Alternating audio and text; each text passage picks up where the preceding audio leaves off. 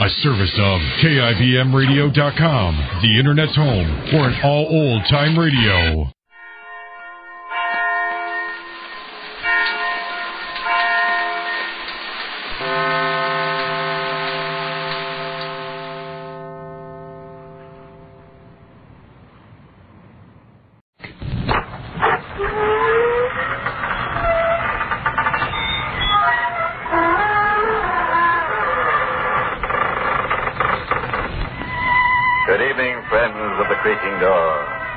This is your host to welcome you once again into the inner sanctum. Come on in for the crime of your lives and meet one of the illustrious inmates from our Who's Who. This cadaverous cut-up is Mr. Seymour Blade. His wife had a tiff with him and punctuated it with a kitchen knife through the middle, which is, of course, one way of making your point stick.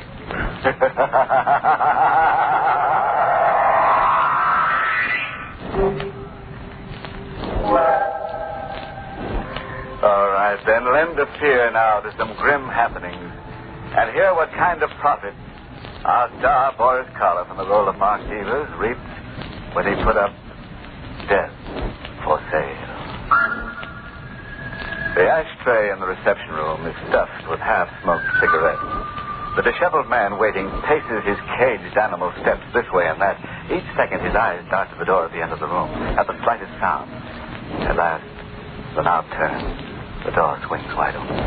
Well, Doctor? Well, your wife is in pretty bad shape. Cora, is my wife. Oh, I'm sorry. I thought... Forget it.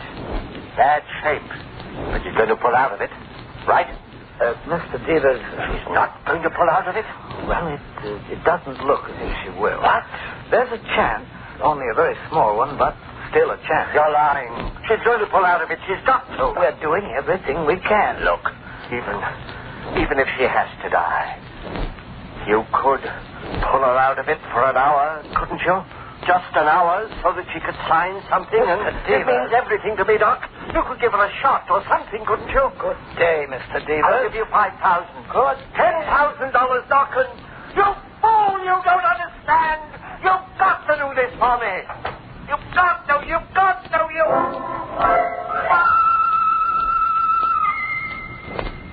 The doctor doesn't understand. He'd do the same in my case. So would you, so would anybody. $50,000. I was 1 hour away from $50,000. Money that belongs to me. My money that I waited 7 long years for, and I won't be cheated out of it. 7 long years. It all seems so simple then, so sure. We had a perfect plan for $50,000, and nothing was going to keep us from it, and nothing did. Up to 3 weeks ago. That was when Cora called me at the office. I just thought she was imagining things again as she had right along. I told her so, but she said no. This man was watching her night and day. He is, Mark. He's outside the house right now. Oh, come now, Cora. I tell you he is. Oh, you're just imagining things again. Why don't you try I'm not imagining anything. He's right outside the house across the street, and You be positive after 7 years? I know I've been wrong before, but this time I'm sure Elliot's come back and... What? The doorbell just rang. Who is it? Evelyn? I suppose so. We're supposed to go to the movies together. Good idea. Take your mind off believing everyone you see is Elliot Starr. You're not coming home, then? Not till I've finished at the office. All right, Mark. Suit yourself. Goodbye, darling. My best to Evelyn. Mark? Oh, all right, I'm coming. I was on the phone, Evelyn. Aren't you going to ask me in? Oh, of course. After all these years, you've probably forgotten who I am. Allow me to introduce myself. My name is Elliot Starr, your beloved husband. Elliot, you're supposed to be... Dead? Yes, I know I'm supposed to be, Cora, but as you can see, I'm very much alive. I knew it was you this time. I know it. I think you better ask me in, don't you? After all, it isn't very often that a husband comes back from the dead. Back from the dead. That's what he was, all right. And when Cora called me this time, I didn't say I couldn't leave the office. Yes. All right, Cora, pull yourself together. But, Mark, you don't understand. Oh, yes, I do. You've been scared for the last 7 years, and you're going to go on being scared for the rest of your life. He wants $5,000 more to disappear again. Well, I didn't expect him to come back just to say hello. Of course he wants more money. What are we going to do? He knows that we collect that $50,000 insurance money 3 weeks from now. He says if we don't come through with his 5, he'll go straight to the insurance company and don't be a fool. He's in this thing as much as we are. He won't do anything to spoil his chances. All he wants is money. The longer he's around, the more chance we take that somebody might recognize him. Mark, we can go to jail. We waited a long time to get our hands on this money, and I don't expect to be cheated out of it now. You're going to give him the $5,000. I don't know. Maybe. But nothing. When did he say he's coming back? Tonight. After midnight. All right. I'll be here. We'll handle Elliot once and for all, and after this time, there won't be any coming back. I guess no matter how carefully you plan, there's always that one small thing you fail somehow to cover. 7 years before, I was sure we'd covered everything. And it was clever. Really clever. The law says that if a body isn't recovered after 7 years' time, a man is declared legally dead. So we found us a body, Cora and I did. We found Elliot Starnes and sold him on death for $5,000. Sure, I'll do it. I'll marry Cora and then disappear. For $5,000, you can sell me on anything. He married Cora, and a little while after the policy was issued, his automobile was found at the bottom of Ridgely's Pond. The police dragged the water for days, but naturally didn't find the body, and the insurance people exercised their right to withhold payment till Elliot was declared legally dead. I understand, gentlemen. And I don't even care about the money. All I care about is that my poor husband is dead. It was clever, all right, and Cora put on a good act. We knew we'd cash in where others had failed because we weren't anxious. We were willing to wait for 7 years. And wait we did. It was a perfect plan. Nothing was going to keep us from it. Nothing except... Now, Elliot had come back. He swore he'd never return, and he'd gone back on his word. But by midnight, I'd made up my mind how to handle Elliot. No, Mark.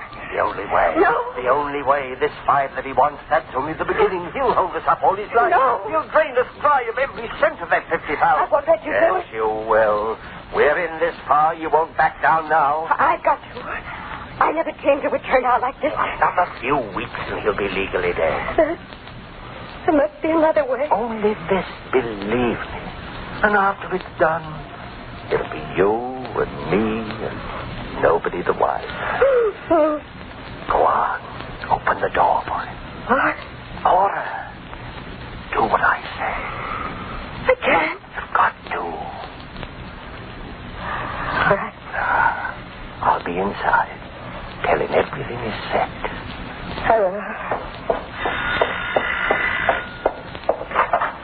Hello, Cora. Oh, won't you come in, Elliot? Thank you, my dear. Don't mind if I do. Mark here yet, Cora? Yes.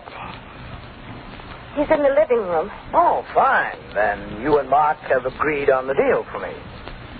Yes, we have. Come in, Elliot.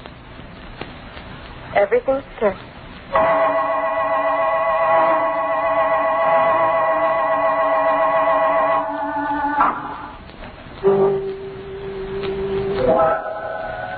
So Mark is waiting for Elliot in the, you'll pardon the expression, living room. Whatever happens to Elliot actually serves him right. After all, here in the Sanctum, we don't go for live people walking around as if they were ghosts. It's enough to scare the death out of us. Poor Cora's so nervous. She just can't look a corpus delicti in the prima facie. Well, enough grave philosophy. Suppose we let our star, Boris Karloff, take up our stock story where we left off. Everything was set. I planned to kill Elliot with the knife I held behind me, and I felt absolutely no compunction about it. Oh, you're joking. No, Elliot. You're crazy. Cora, stop him. You'll never get away with it. Ma, no!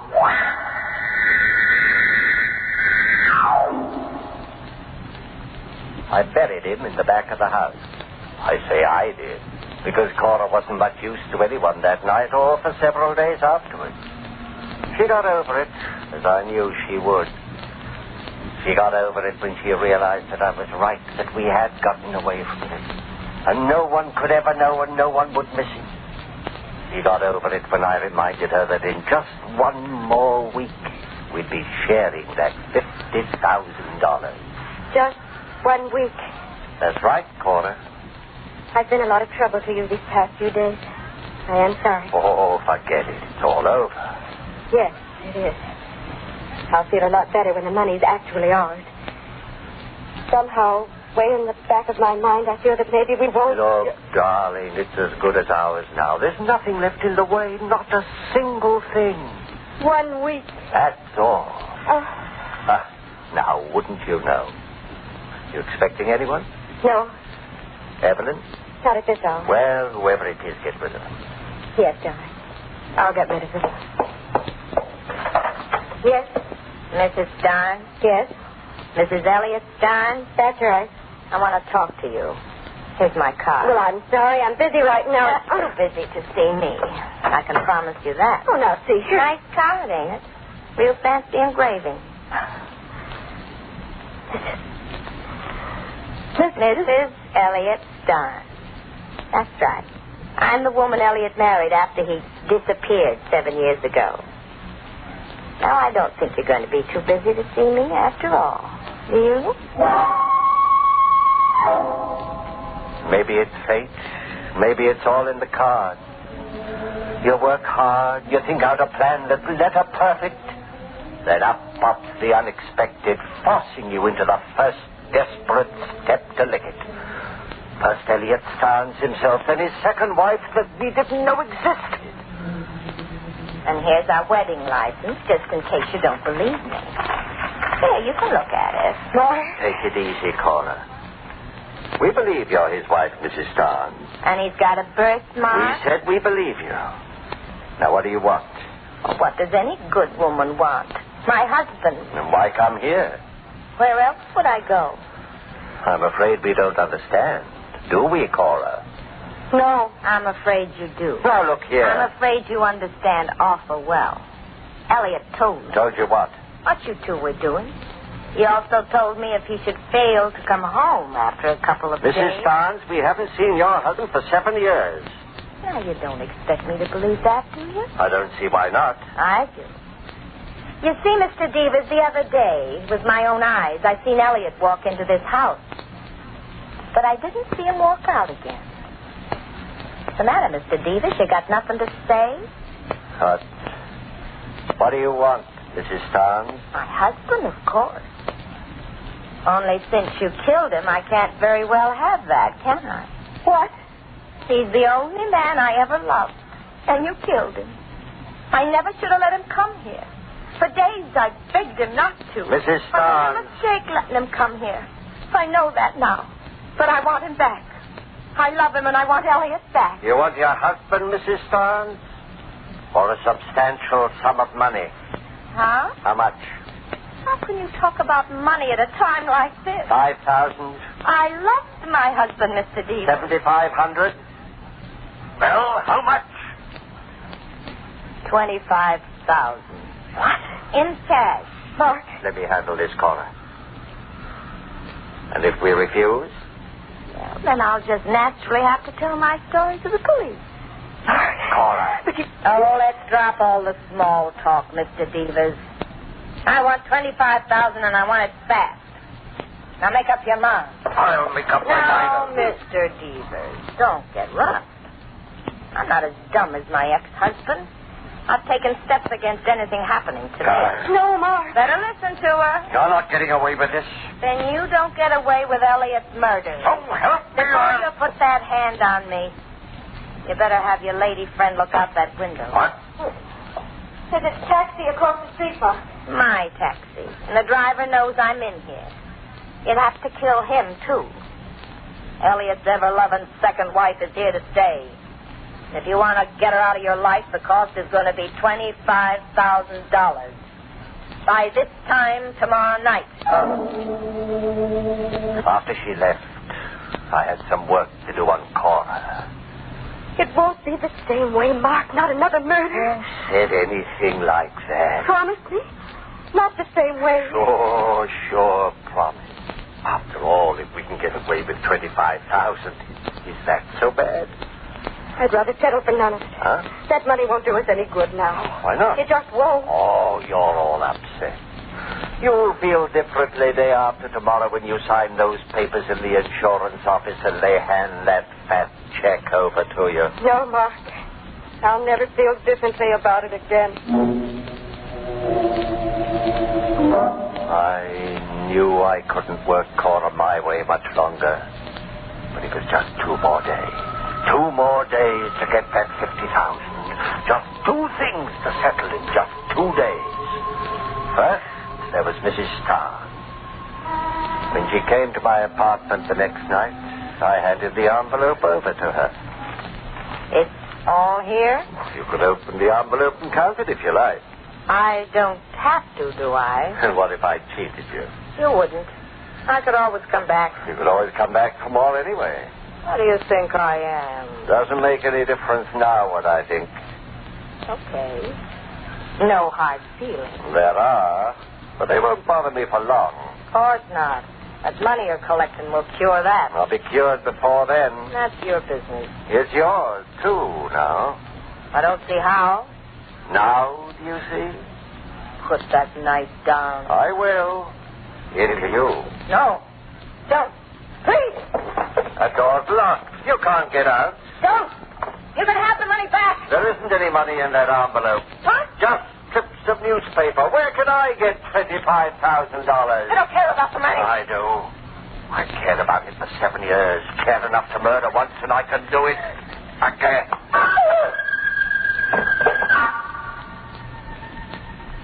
Now, Mrs. Starr, I've no hard feelings towards you. None at all.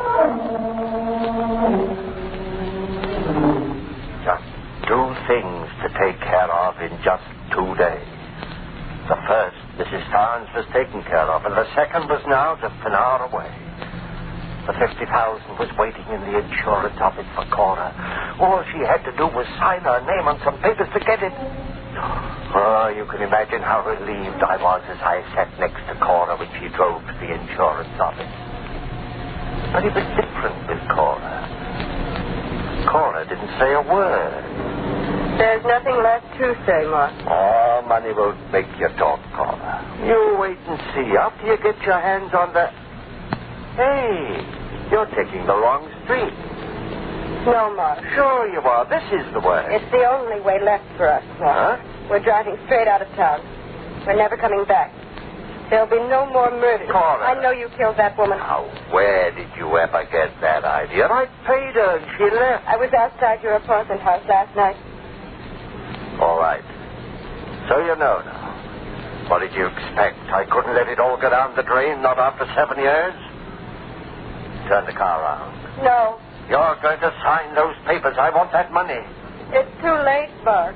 Like what it is. Let go. You're turning this car around. Mark, the wheel, let go.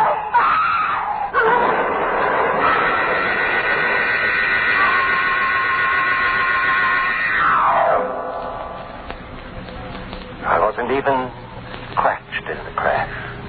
Cora wasn't that lucky. But I rushed her here to the hospital. And you heard what the doctor said. There's a chance. Only a small one, but still a chance. No, the doctor doesn't understand. There's got to be more than only one small chance. I was 1 hour away from that $50,000. Money that belongs to me, money that I've waited 7 years for, and I won't be cheated out of it. Cora's got to live. She's got to sign those papers.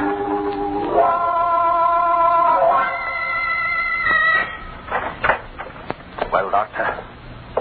There's someone waiting for you down the corridor, Mr. Deaver. What about Cora? There's still a chance, isn't there? No chance at all anymore. You're lying.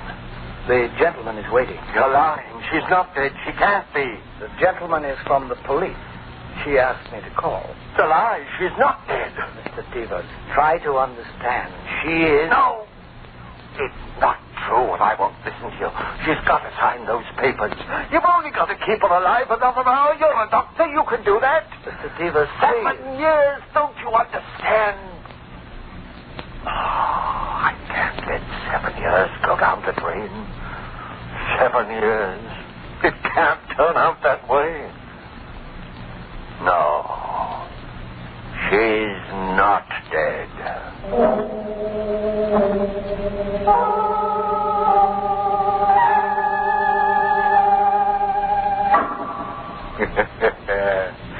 So Mark's 50,000 went down the drain after all. And Mark went down the hatch of a scaffold. You know, I can't feel sorry for Mrs. Starn. She should have known that a rolling widow gathers only mausoleum. Yes, when you use a dead husband for blackmail, you're bound to end up face down. Oh, a footnote. When you're dealing with life insurance, remember, honesty is the best policy. Well, friends, it's time once again to close that creaking door. Until next week at the same time, when we'll be back with a little hunk of horror. You'll be sure to listen, won't you?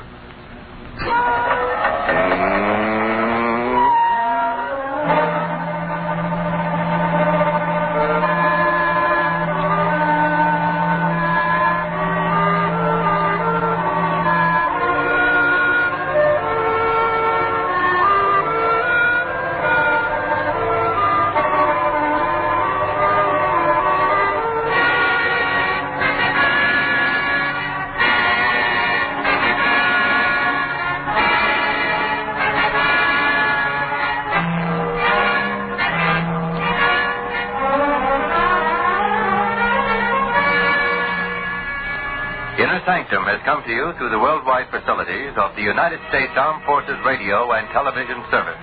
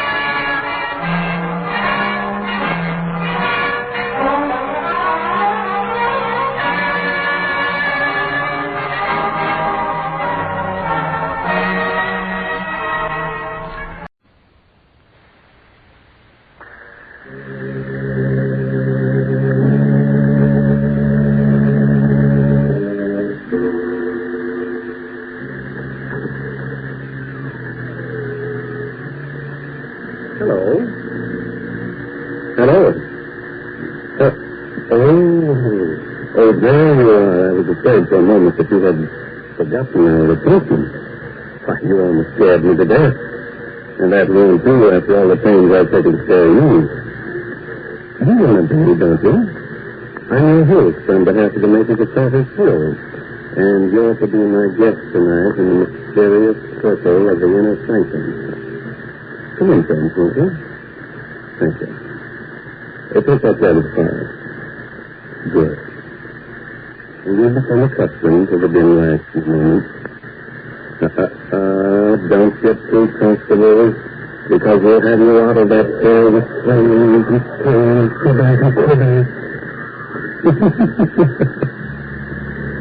You're on our side, aren't you?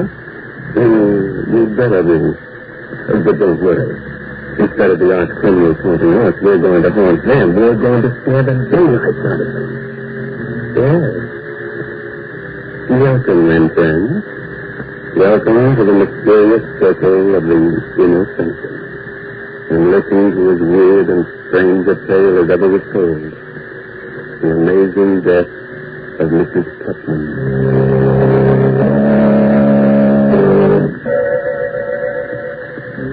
Tonight at evening, a light stands uncertainly in the wing of a large gloomy mansion. Suddenly, a sudden hysterical woman turns the door shut, rushes to the telephone. Get the police, quick. The police. Quiet, please. Oh, hurry. Please, hurry. Hello? Hello? Police department? This is Mrs. Putnam. You've got to see me, Putnam. Don't kill me. It's not so easy. I'm so sorry. I'm being murdered. Where are you?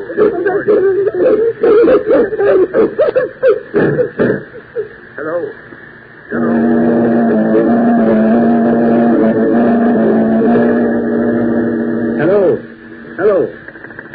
Hello, operator. This is Jeff Hansen, police headquarters. Trace the call that just came through to us. Hurry. That's funny, Jeff. Did you hear what I heard, Porky? I sure did, unless we're both having the same dream. Hold it, Porky. Yes? Yes, operator. Hansen, Jeff Hansen. You have? That's 12. Write this down, Porky. Yes, sir. Yes. The Putnam House, Maple Street. Thank you very much. The Putnam House? Yeah. Say, that's the first time in centuries we've heard that name in the police department. Come on, Porky. Someone in that house is in great danger. We've got to get there and quickly.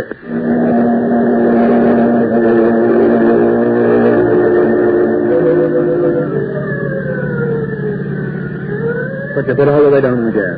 Oh, what's all the excitement, Jeff? It's just another murder case or something. We get them wholesale. Maybe you're right, Porky. You're too jumpy lately, Jeff. What's the matter with you? Oh, nothing. Just on edge. You ought to get married. Then you'd have so many other troubles you wouldn't have time to think of yourself. You know, everybody should get married. At least once. Especially you, Porky. Oh, I'd get married tomorrow if I knew a girl who loved me for myself alone. Keep your eyes on the road, Mr. Spice to the love lord. All right. I forgive you for the crack. Now, look, Jeff. You and me is a great detective. Only you can solve everything but the mysteries of the heart. So what does nature do? Nature endows me with the wisdom which you ain't got in that department. Ain't nature wonderful? Telling me to straighten out your amours. Now, first of all, you got to learn to treat love right. This is Maple Street, Porky. Oh, okay. I'll take up the lessons of love where I left off later. Pull up this love lord. Here we are. Let's go. Right, Jeff. It's a pretty old house. Ain't exactly a haunted place, but a ghost could feel at home here. Don't be silly. This house is fairly modern. What are you wondering about? I'm counting the stairs. Didn't you think he enjoys everything? Now, remember, keep your eyes open and your mouth shut. You know how reliable I am, Jeff. Yeah, I do. Yes. From police headquarters. One moment, please. You can't come in like that. All right, Williamson. Yes, Miss Lewis. Come in, please. Thank you, miss. My name is Jeff Hansen. This is for Ed Lamb, better known as Porky. I'm Lois Putnam. Hi, Miss Funny. Did you say you were from police headquarters? Yes? Yes, Dad. How did you find out so soon? We had a telephone call. From whom? There was a woman. I believe she said her name was Putnam. What? Oh, no. When did you get this call? Only a few minutes ago. The woman screamed that she was being murdered. She cried out for help. Oh, no. What in heaven's name are you talking about? My aunt is dead. Dead? Yes. She died 2 hours ago. Her name was Mrs. Putnam? Yes, Martha Putnam. You say your aunt died 2 hours ago? Yes. But we received a phone call for help only 20 minutes ago. That's impossible. Are you sure the call came from here? We traced your number.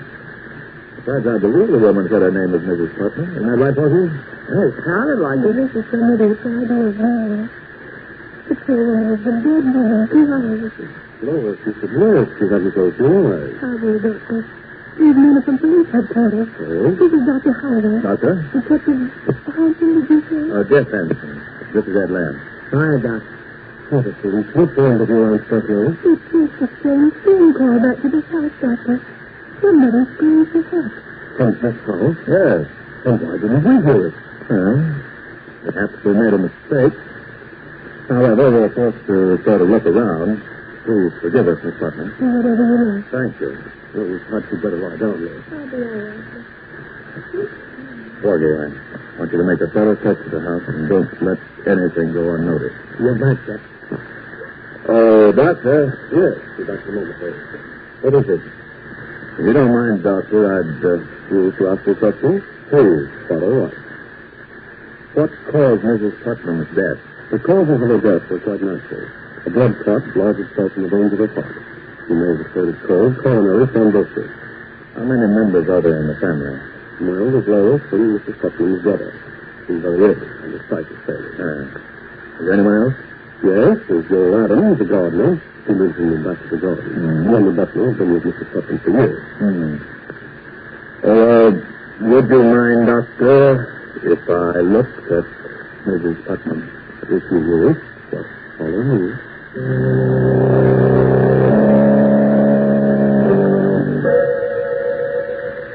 The captain is a mystery, isn't he? A strange telephone call late at night. A woman calls for help, a dog barks, 2 shots ring out, and then the police dash to the house. It finds that the woman died of natural causes 2 hours earlier. You don't know that, my friend. Oh, have no fear for the day of ghost-like voices from the dead and the day of super-thinking facts. Is it? That's a thing. So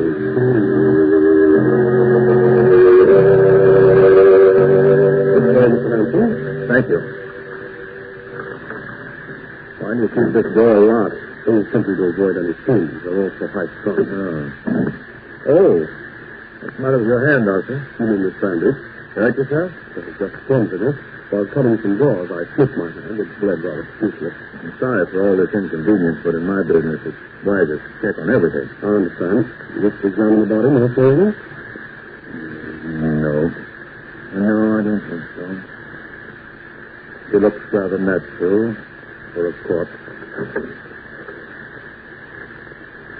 There we go. Yes. May I see the butler now? Yes, this couple is over the funeral. After I see him, I'd like to talk to the others, too. Well, we'll be touching with Lois Sanctum. She's quite broken up. She was attached to the old lady. Of course. Did you ring for me, Dr. Holloway? Yes, Williamson. Detective Sanctum is to talk to you.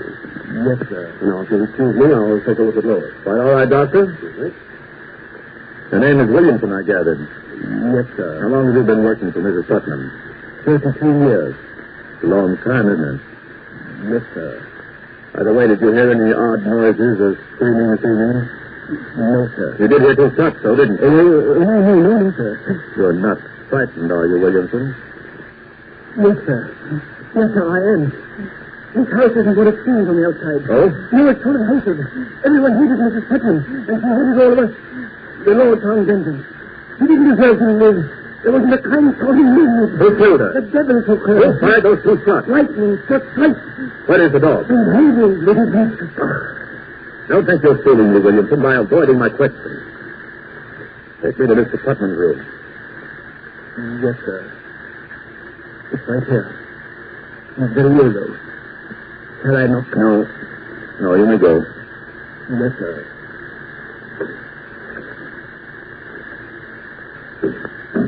Who is it? I'm sorry to intrude. Are you Mr. Putnam? Who are you? Detective Hanson, police headquarters. Police, What are you doing in my house? I thought the house belonged to your sister. It belongs to me now. What business is it of yours? Who answers to me everything, please? Mr. Putnam, did anything unusual happen to your sister earlier this evening? I mean, has she been ill? This couple had her ill in her life. Would there be any reason for anyone murdering her? What? Maybe.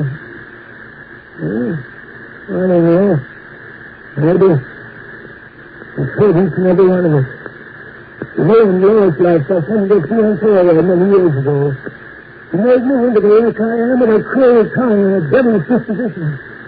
He was responsible for the death of the gardener's wife long ago. Hasn't done a kind thing in her life. If she's been murdered, then I say good riddance. Is it possible that all of you have given her cause to treat you that way? Don't you dare say that. You stupid, foolish maniac. You didn't know it. How dare you? Get out of my room. Get out of my house. Get out of mine. I'm sorry, Mr. Putnam. I didn't mean to upset you. I'll go now. Yeah. Hey, Jack. Yes, what is? Hey, I've been looking for you. Yes? Yeah, I've been all over the house. I checked on everything. 15 rooms, 19 windows, 8 beds, 3 fireplaces, and 3 bathrooms. And nothing less suspicious? No. You think we'd have made some mistake, Jeff? I don't know. A phone call being traced here is absolute. They never make a mistake. But her voice and her death almost 2 hours before we got the call makes it strange. Must confess I'm stumped. Did you talk to everyone? I'd like to talk to the gardener, but right now we'll pretend that everything's all right. And we made a mistake. We'll drive away and then come back later. You mean you really ain't thoroughly convinced? That's right, Porky. I've got a hunch that we're up against a case that's stranger than any we've ever known or heard of.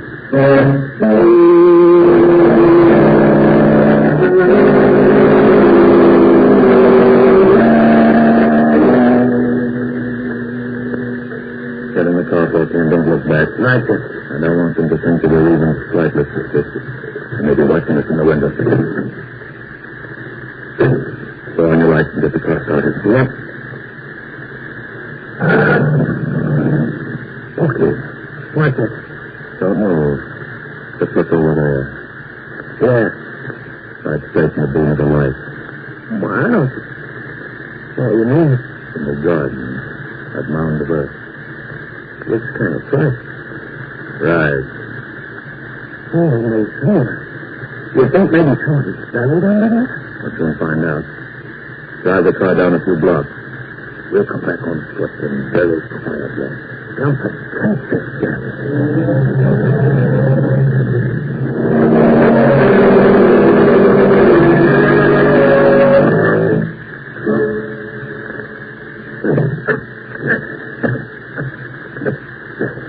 Not so loud, Porky. Don't lift me up. How much deeper are we going to dig, Jeff? The earth is still soft. We haven't reached what we're after. What are we after? I don't know soon enough. You think the old lady might be buried here and the body in the house of somebody else? I don't know. Hey, Jeff. Jeff, I hit something firm with my shovel. Feels like a body. All right. Don't use the shovel anymore. Too big with our heads. Porky, you're right. This is a body. Yeah, it feels like it's wrapped up in a rug of some kind. All right. Get a grip on it. We'll pull it up. Okay. Let's go. The dog. The dog. We heard barking on the phone. Then there were shots. And that woman's voice did come from this house. They killed the dog and the woman, too.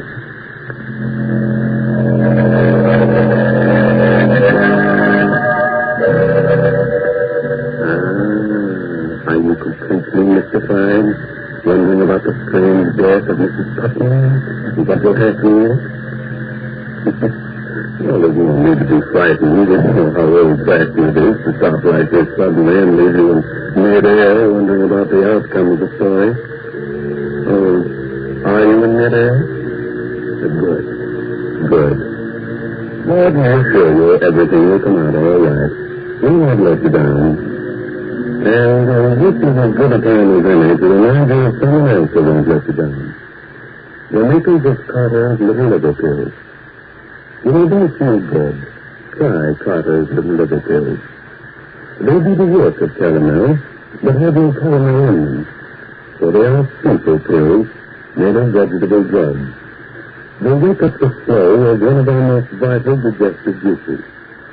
When this vital juice flows at the rate of 2 times a day, it helps you digest our food and bring back the glorious feeling that goes with regularity. Then most folks feel like happy days are here again. But we soon get the genuine Carter's Little Liverpool.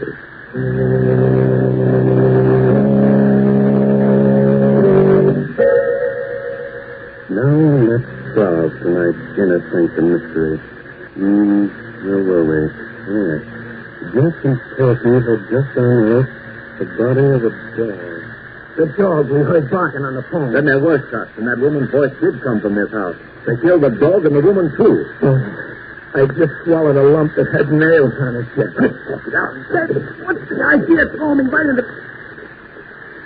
Come on, get into the window. Yeah, but you didn't have to throw me right into the grave. All right, here, I'll help you out. Hey, lend me the window. Now, look, you stay here, Porky.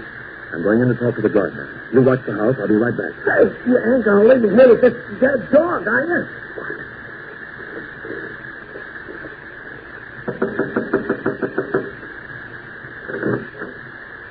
What do you want? I'm from police headquarters. You better let me in. What do you want? I want some information about that dog that was buried in your garden. You're crazy. Who buried it there? There's no dog in my garden. Was there a dog in the house? I don't know. You'd better answer my questions, Mr. Adams, unless you prefer going to jail. I don't know anything. Who killed Mrs. Putnam? Everybody. Everybody hated her. What do you mean by that? Everyone in that house wanted her to die. Her brother cursed her. Williamson might have poisoned her. What about you? Me? I didn't hate her anymore. She promised to leave all her money to me. Oh? Why? Well, it was her only sign of repentance. Why, no other reason? None that might be your business. Did you hear any shots in the house this evening? I was away. Jeff! What is it, Porky? Let's come quick, Jeff. What's happened? I got a brainstorm. Hurry, Jeff, hurry, come on. You'd better not leave your house, Mr. Adams. I'll be here. What's up, Porky? The windows. Huh? While I'm out there watching the house, I casually count everything. The stairs again. I count the colored bricks and the large bricks, and then I count the windows.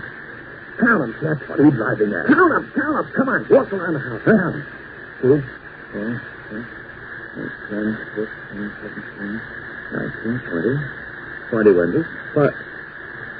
20 skeleton ghosts. 20 windows on the outside, and you said you counted 19 on the inside. That means that there's one window camouflaged on the inside. There must be a room within a room. Come on, Porky. We're going back inside that house. Only this time, uninvited and unseen.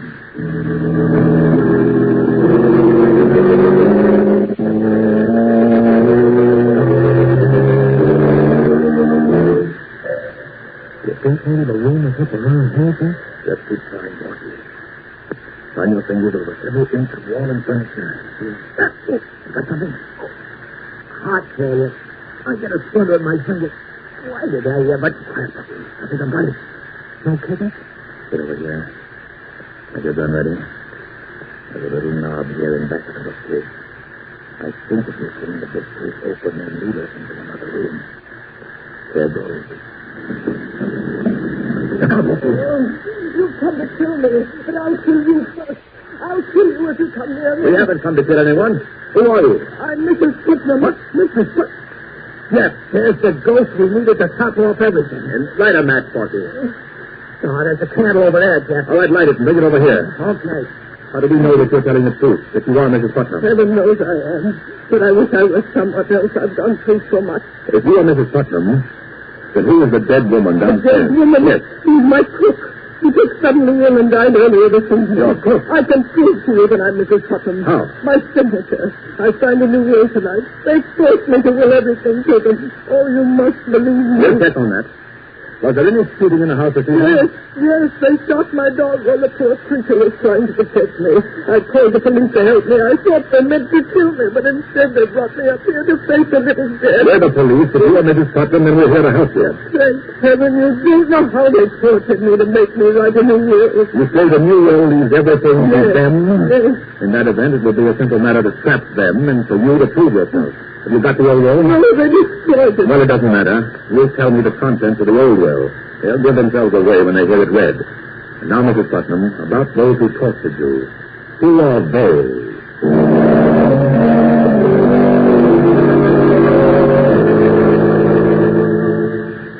I'm grateful to all of you for not objecting to my presence at the reading of this will. Well, having you here to take us out is best for all of us.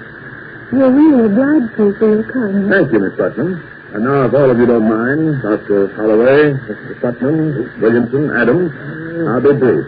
Oh, Porky, will Mr. Putnam stay a little closer? Right, Captain.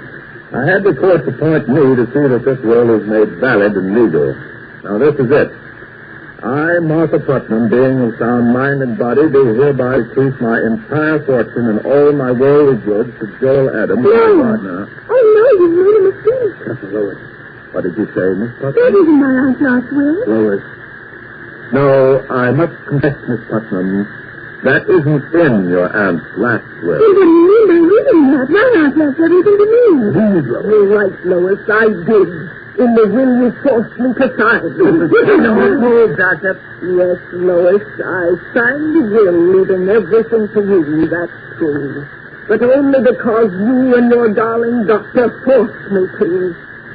Oh, I never dreamed that my own flesh and blood would be that selfish. Just a moment, Mrs. Putnam. To conspiracy to spirit you away and bury the cook in your place was entirely my idea. Don't blame Lois. It was a clever plot, my friends, and it might have worked, but fortunately you made a mistake. By the way, Doctor, does that bandage on your hand cover a nasty bite you got while doing away with the dog? Yes, it does. I confess to everything, Mr. Vincent, but Mrs. Putnam is as much to blame as anyone. Everyone who ever lived in this house hated her. With all the money you had, Mrs. Putnam, you never did one decent thing in your whole life. You distrusted everybody and hurt everybody. And so we started to get you out of the way. Fate was kind enough to provide us with your cook as the means. With your money, we could have gotten something out of life. You'll get life now, all right, without her money.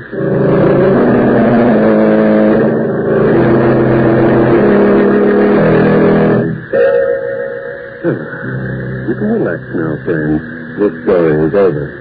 But still another part is being thrown for our next session in the inner sanctum.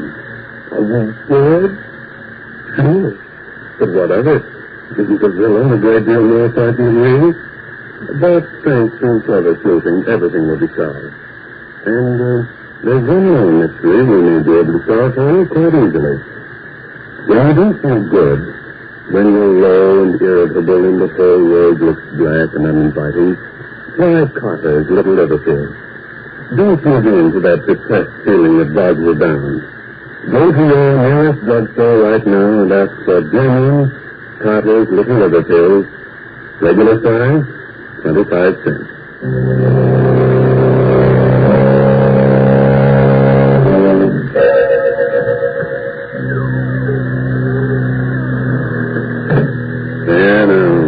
We've closed the door to the inner sanctum for another week. Time to go. But spread the news to all arch criminals that we shall ride again in their pursuit next week. This is no laughing matter for them, my friend, so take your tongue out of your teeth. That's pretty. Remember, we'll expect you next week at the same time in the mysterious circle of the inner sanctum. Oh, by the way, you like good mystery stories, so be sure to read this month's Inner Sanctum mystery, The Case of the Solid Key, by Anthony Boucher. Good night.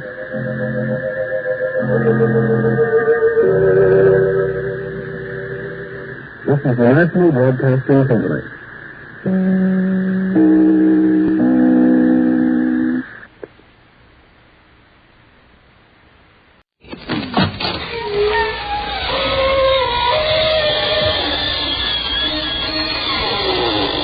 Good evening, friends. This is your host to welcome you again through the creaking door into the inner sanctum. Come in, come in. I'm enjoying some winter sports with a couple of cold-blooded skates. Personally, I don't mind the low temperature anymore. That's because I wear a snowfall storm coat. Keeps the cold spirits out. Yes, now I'm just a werewolf in a sheepskin-lined shroud. Oh, him? Now, that's our photographer, Artie. Yes, he just passed out while taking a picture from overexposure.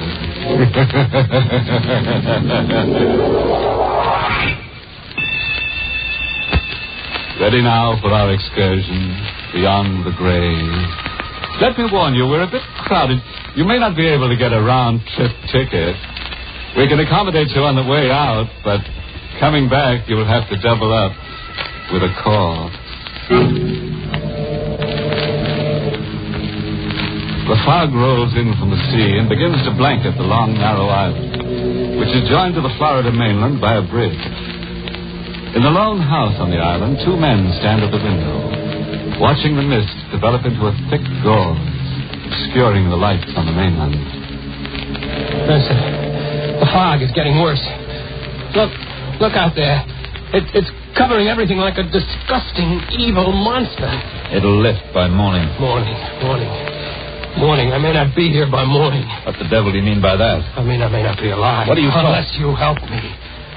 I asked you out here tonight because I was afraid to be alone. But you said before that your sister-in-law, Carol, and her husband, what's his name, Everett, would be here. Yes, Vincent, but you're my friend. You're my closest friend. For the past week, I had a feeling that death was coming here to the island.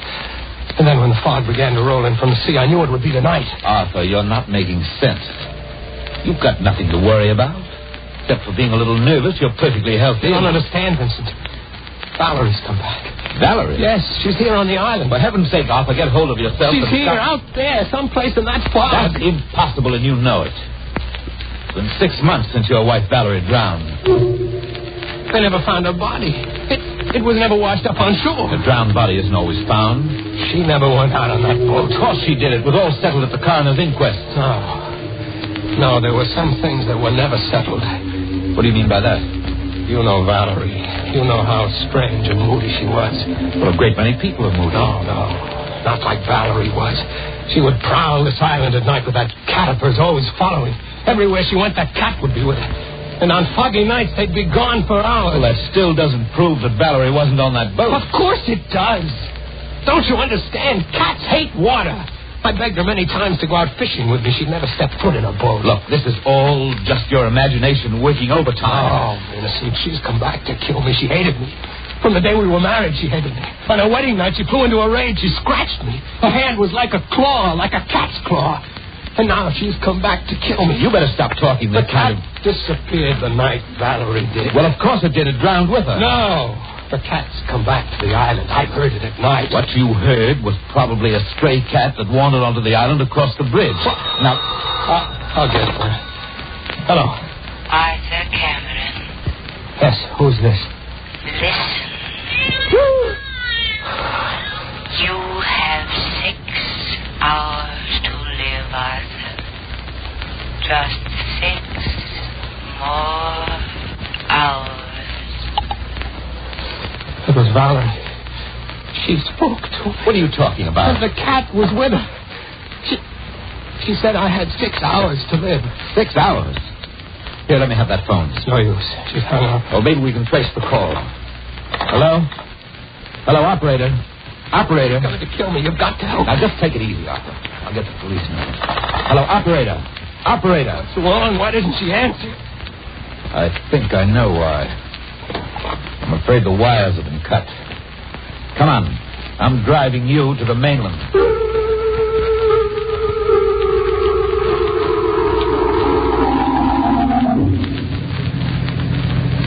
Can't you drive faster?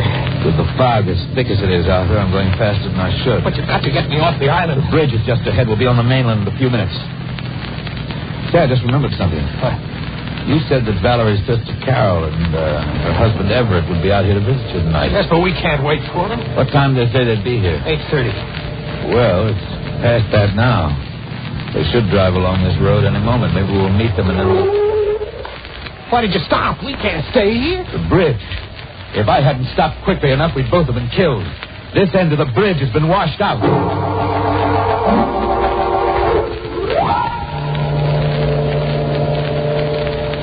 Vincent, please, let's go back into the house. She's somewhere near us in the fog here. I can feel her. I'm not going in until I find out where that phone wire was cut. I'm going to splice it together again. It's our only chance of reaching the police. It's 9 o'clock. An hour has gone by already. And if I'm not out of here by 2 o'clock... What is it? Look, you can see it through the fog. There's a strange yellow light down the road. Why, it's the headlight of a car coming this way. A car? Yeah, quick.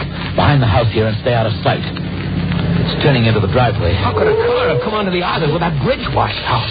Be quiet. Somebody's getting out. They're coming this way. What? It's Carol and Everett. Carol! Everett! Arthur! What in the deuce are you doing out here in back of the house? You scared me. Everett, I'm so glad you're here. What's the matter, Arthur? You acted I'll tell you in a minute, but how did you get here? Say, what's gotten into you? How did you get on the island? We drove over the bridge and up the shore road. How else can you get here? But how could you drive over the bridge? It's been washed out. Washed out? I saw it with my own eyes, and Vincent saw it too, didn't you, Vincent? I certainly did. Oh, Vincent, I didn't know you were here. Yes, Everett, and I'm glad I am. Well, you two must be mistaken. Carol and I drove over that bridge less than 3 minutes ago. 3 minutes, huh? Why do you say it that way? Are you sure you haven't been on the island longer than that? What does he mean? Hanged if I know. Some very strange things have been happening. Arthur's life has been threatened. What? It's true, by your sister Valerie. Don't you two know that April Fool's Day is months away? Joke on you want, Everett, but it's true. Even the telephone wire has been cut. It's a telephone. Yeah. So the telephone wire's been cut, huh? You better answer it, Arthur. I'm almost afraid. Come on, I'll go in with you. Hurry up. All right. Hello? Hello, Arthur. Valerie? We're here, Arthur. Listen. It's 9 o'clock, Arthur. You have 5 more hours to live.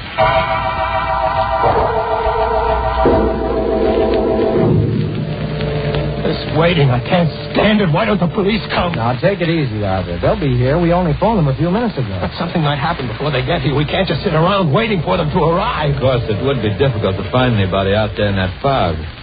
But we could look around until the police got here. No, I'm not going out there. She's waiting for me. Arthur, please try to understand. It couldn't be Valerie. You don't know any of you.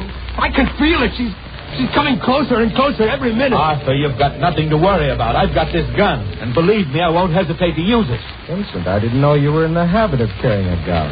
I gave it to him, Everett, before you arrived. What's the matter? Don't you trust me with a gun? I really don't trust anyone with a gun. Carol, what is it? There was something outside the window. A sort of face. Carol, please, now don't you get started on this crazy nonsense. No. It's just a swirling fog. No, I saw it. But now it's gone. I could make out the eyes. They were shining like the eyes of a... Look out! She's here! She's coming for me! Let's go, Everett. That came from the back of the house. No, don't leave me. Carol, you go with Vincent. I'll stay with Arthur. All right. Vincent, wait. Arthur, I stayed with you because I want to talk about Vincent. I think it was foolish of you to give him that gun. Vincent's my friend. I trust him. You shouldn't. Why do you say that? Don't you remember how he acted at the coroner's inquest? He testified against you time and again, very subtly, to make them think you were responsible for Valerie's death. You were wrong. Vincent would have no reason to do it. No? He and Valerie were quite close before you came along, Arthur. Even after you came along. That isn't true. He even saw her the night she disappeared. You don't know what you're saying. At the inquest, he swore he wasn't on the island that night. But he was. And I can prove it. Here. Look at this. A cigarette lighter. Yes, with Vincent's initials on it. You can still see them through the rust. Where did you get that lighter? Carol and I found it in the water near the boathouse. I remember the day after Valerie disappeared, Vincent made a remark about losing his lighter. Now, do you still think he's such a friend? What? If what you say is true, you and Carol and I have got to stay together until the police get here. You're sure they're on the way? Yes, they told me on the phone it would take them less than 15 minutes to get here. Well, it may not be safe for you to wait for them here. We'll go down to the bridge to meet. No, I'm not going out in that fog. She's there waiting for me. Look, Arthur, you've got more to fear from Vincent than anyone. But don't come on before he returns. All right. We'd better go out through the French windows. Good idea.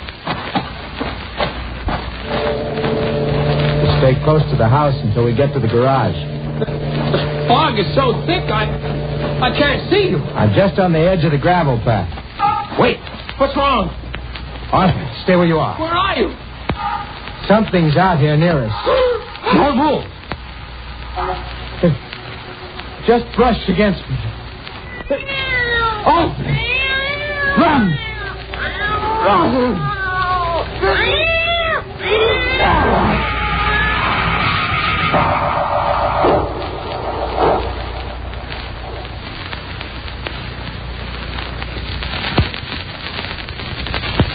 Here, kitty, kitty, kitty. Don't go away, kitty. We need you for a couple of more murders. Everett's dead, you know. That's what he gets for letting a black cat cross his throat. Say, how do you like that Valerie? She's some wife, huh? Nagging her husband right to the grave. The same one she's in. Well, Valerie's sore about that last phone call she made. The operator said to her, 5 cents for the next 5 murders, please. Now let's get back to our frightened friends on that Florida island. She meant to kill me, Carol. She mistook Everett for me. Arthur, please. How is he, Vincent? He's dead. Oh, no. Everett. It's as if his throat was torn open by a wild animal. I told you she was more animal than human. She and that cat, they were in here. Carol, you'd better not touch the body. Oh, leave me alone. You've done enough already. What's that supposed to mean? You know exactly what it means, Vincent. And when the police come, I'm going to tell them how you ran away from me out there in the fog. I didn't run away from you. I thought you were behind me when I came back to the house. You're lying. Just a moment, Carol. Right. What is it? The cigarette lighter that Everett had in his hand is missing. What cigarette lighter? You know the one I mean. The one that was found in the water near the boathouse. I haven't the faintest idea of what you're talking about. I have. Arthur, you'd better search him. Now, look here. If you're as innocent as you claim to be, Vincent, you shouldn't mind. All right, then go ahead and search. I will after I make this call. Whom you calling? The police. Can't understand why they haven't gotten here yet. It's almost 10 o'clock. Hello. Hello, operator. Will you please connect me with police headquarters and hurry? Do you think you've been calling the police department all this time, Arthur? Yes. Valerie. We're still here. It's 10 o'clock, Arthur. You have just 4 more hours.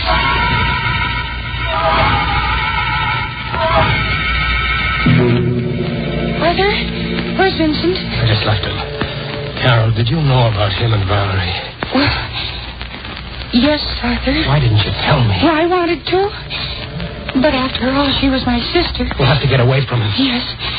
Well, suppose we tell him that we're going for the police. He can't have any objection to that. But suppose he wants to come with us in the car. Well, somebody has to stay here with Everett's body. Well, do you think it's safe to leave him here? If he killed Everett, he'll have a chance to destroy any evidence. We can't help that. It's safer to leave him here than to take him with us. He still has that gun of yours. That's right, I have. Vincent. Forgive me for disturbing you, too. I thought you were supposed to be outside. I was outside for a while. But I saw somebody moving around in the other room, so I came back. When I got to the other room, I found Everett's body missing. What? Gone? Everett's body is gone? Vincent, you were in that room before alone. So was Carol after I left.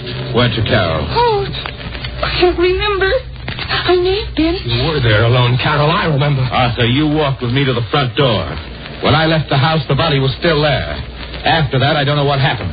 But perhaps Carol does. What are you driving What at? do you think I'm driving You at? mean that I did something with Everett's body? Draw your own conclusions. I've drawn mine. How dare you imply such things? I won't listen to another word of such talk. Not another word. Well, Arthur, what do you think? I don't know what to think. I'm going out of my mind. I don't know where to turn, who to trust. You can trust me. I wish I was sure that I could. Oh, of course you can. Now, come here, Arthur. Don't you see? The one who hopes to kill you is trying to break you down first. Now, for your own sake, you mustn't give in. I don't know who's behind all this, but I do know this. It's all part of a plan to destroy you little by little.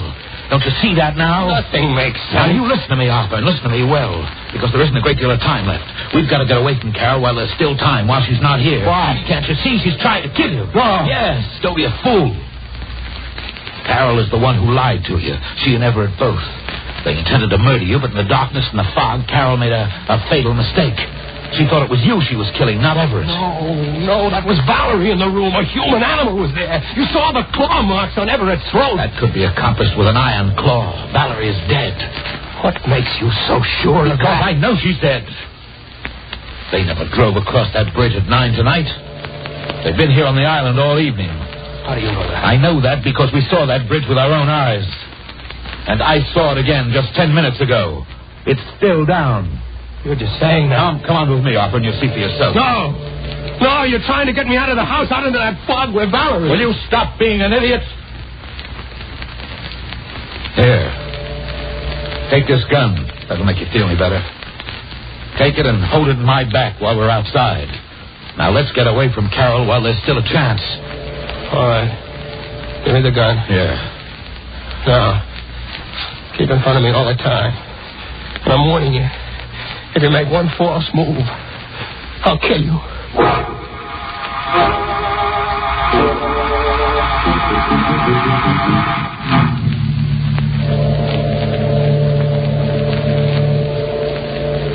You see? Carol and Everett were lying to us. The bridge is still down. You're right, Vincent. They couldn't have come across that bridge. Of course not. The only trouble is we can't get back over it now either. But we've got to get off this island somehow. Wait a minute. I should have thought of it before. Your boat. I sold the motorboat after the accident. Well, what about a rowboat? There's still one of those down at the boathouse at the other end of the island. Good. Then we can row over to the mainland. Yes, of course. Come on. Wait a minute. Where are you going? Back to the house for the car. Don't be ridiculous. We can't go back there now. We gotta walk. All right, along the beach here. Better walk faster than that, Arthur. Vincent, I have a feeling we're being followed. Just your imagination. Who could see us in this fog? But I tell you that we are being followed. I told you. Look behind us. Yes, I can see it now. It's a cat. And there's a woman with it. Valerie!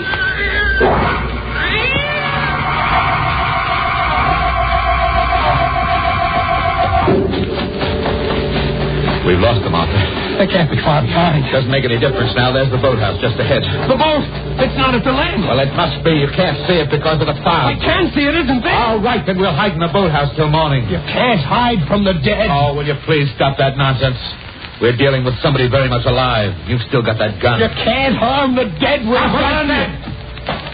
Come on, we're going inside. Door's locked. I didn't lock it. This boathouse has never been locked before. All right, wait here. I'll break through the window and come around through the inside. There, just wait for me. I'll unlock the door. They're coming, Vincent. Hurry! Now, come on inside, Arthur. Better lock the door. Yes. Arthur, we're in luck. There's a phone here. Oh, that's right. I forgot. Maybe it hasn't been disconnected like the other one. I'll try it. Hello, operator. Hello, Arthur. It's 11 o'clock, Arthur. Just 3 more hours.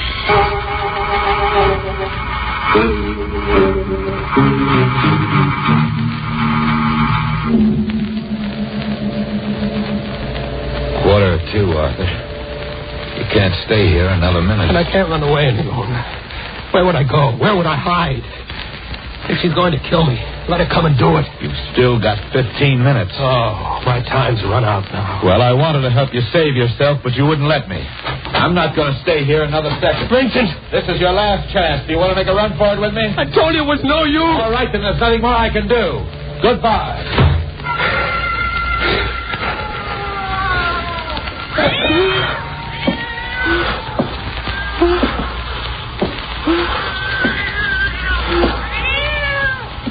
Valerie! Yes, Arthur. I've come for you.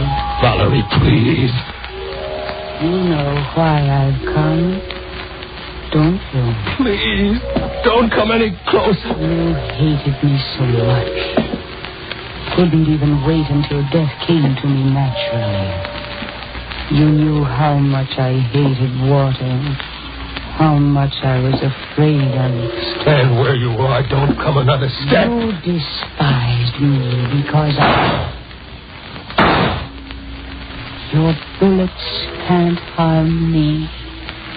There's no way you can harm me anymore because I am dead. But I can harm you Valerie, forgive me. Valerie, please forgive me. I was sorry as soon as I threw you off the boat, but it was too late. I dived into the water to find you, but I couldn't. I tried until my lungs almost burst. Please forgive me. Why didn't you tell the police? I wanted to live. Well, now it doesn't make any difference. You're wrong about that, Arthur. It makes a big difference to us. What are you doing back here? I was listening outside to your confession. Confession? Thank you, Miss Mason. That'll be all. Yes, sir. Miss Mason? The fog outside and this dim light in here helped her disguise. And it wasn't Valerie. How could it be? Valerie's dead, isn't she? And the dead can't really return. But Everett, who killed him? Everett? Everett's alive. Very much alive, Arthur. What? It wasn't hard for me to pretend being dead with Vincent and Carol keeping you away from my body. And you, all of you worked in on this together. Yes. The police couldn't help us because Valerie's body was never found. But we knew you had killed her. We just had to wait for the chance to prove it. And now you have my confession. Come on, Arthur. Wait a minute, Everett. Hello? Hello, Bennett. It's all over. Yeah. You can hook up the wires again. And Bennett, you'd better get to work on that bridge right away. We're making a trip to the mainland.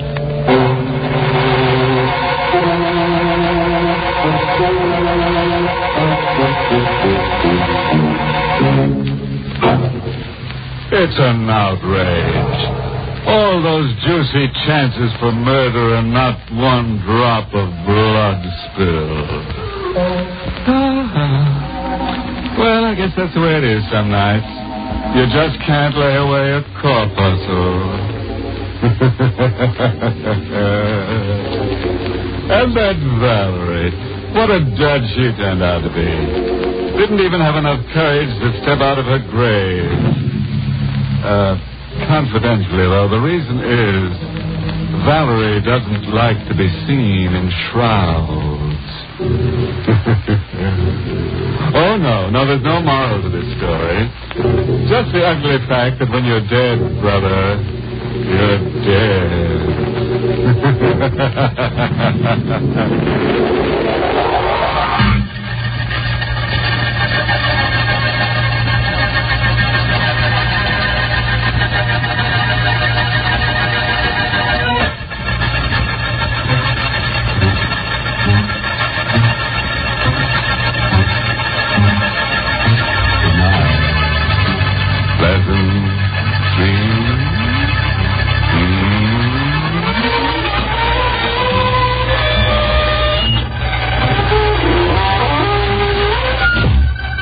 Sanctum was heard in the United States over CBS, the Columbia Broadcasting System, and has been rebroadcast for servicemen and women overseas. This is the United States Armed Forces Radio Service, a voice of information and education.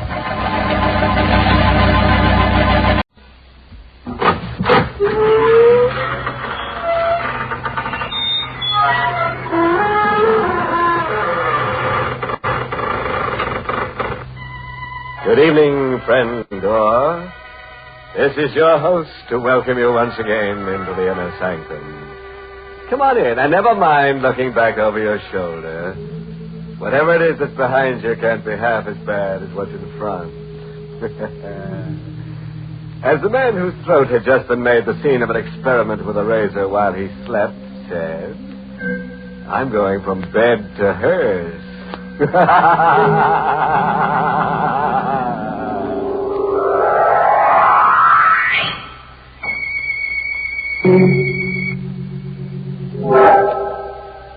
All right.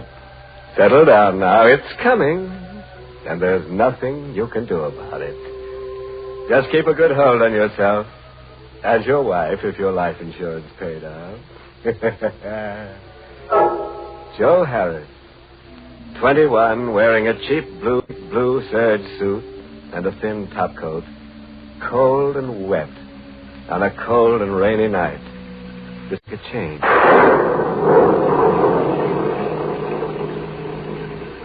Kansas City's okay, but there's nothing there for me.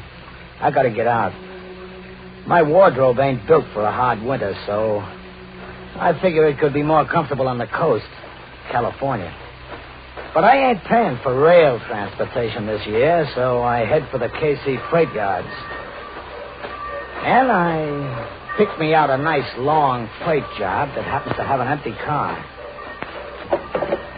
And pull the sliding door over, leaving just a crack for air and finger hole for when we reach the land of oranges. The old boiler up front's got the steam up. And we're off.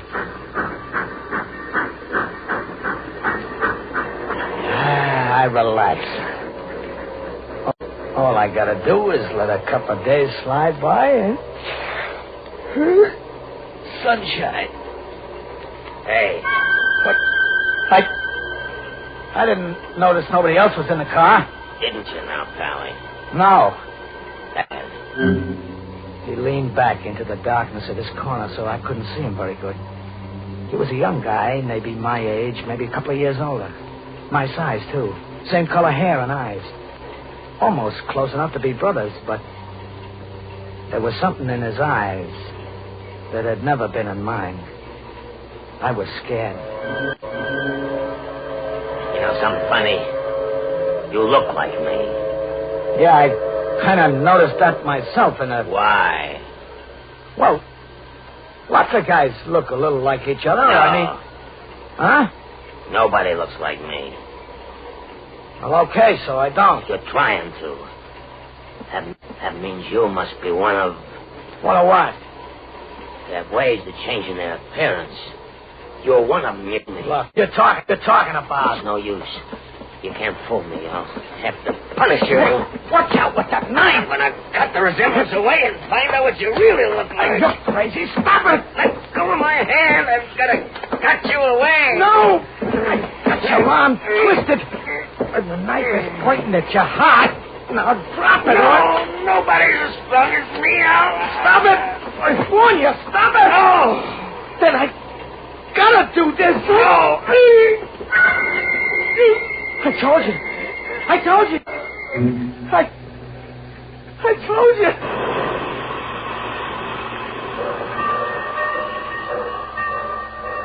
Dead. Hey. No, she's dead. I gotta get out. The door. Slide it open. Put the odd bones. Don't want these sliding doors. Why don't they snap them proper? Give me a hand, Charlie. Okay. You locked it. Now I can't get out. I can't get out.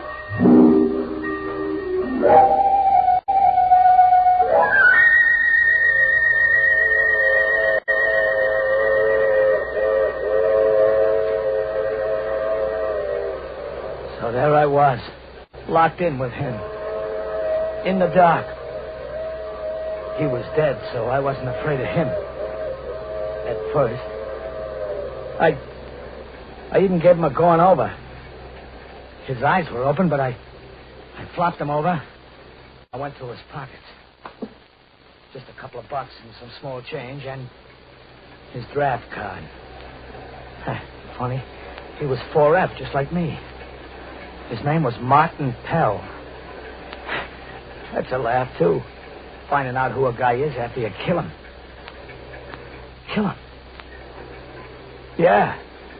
I was a murderer. I just realized it. They'll hang me for that. No, it was self-defense, but what chance have I got of proving that? Me with a record, too. But maybe I can lose that record. Maybe.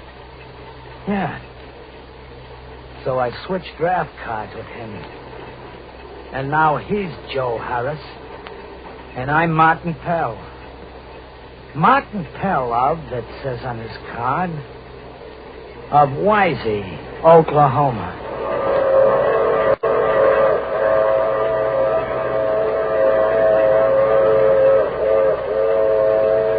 And the hours go by, and I'm there with him locked in a boxcar, and the wheels keep pounding underneath, and he's dead. I gotta get out. There's gotta be a way. The door. Shut. I gotta think. Hey, wait. We're stopped. Now what? We're stopped. Yeah, he's covered up. Maybe they won't spot him. Anyways, I've got to get out. I'll yell and I'll pound on the door. Yeah, that's the way. That's the... Help! Help! Let me out! Let me out! Let me out! Somebody hear me! Somebody! They heard me. What's going on? Catching a ride, bum? Get out of here. Yeah, sure.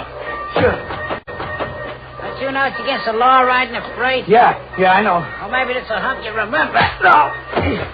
Now get out of here. Get fast. Fast as I could, I got away from there. The yard bull took a quick look into the car, but he didn't spot the body under the sacking. And the train started up. And it began moving away.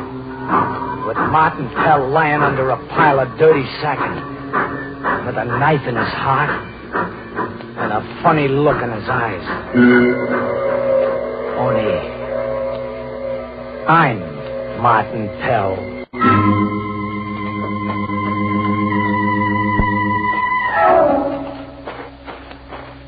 It was only a watering stop where the train stopped, so I walked across the prairie.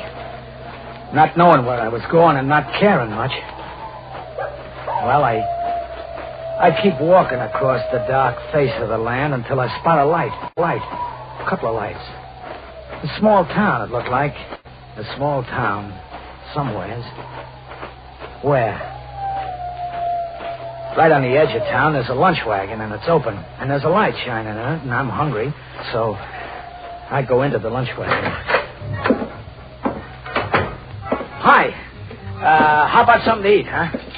Sure thing, Martin. Sure thing. What did you say? I said, sure, you can have something to eat, Martin. What'd it be?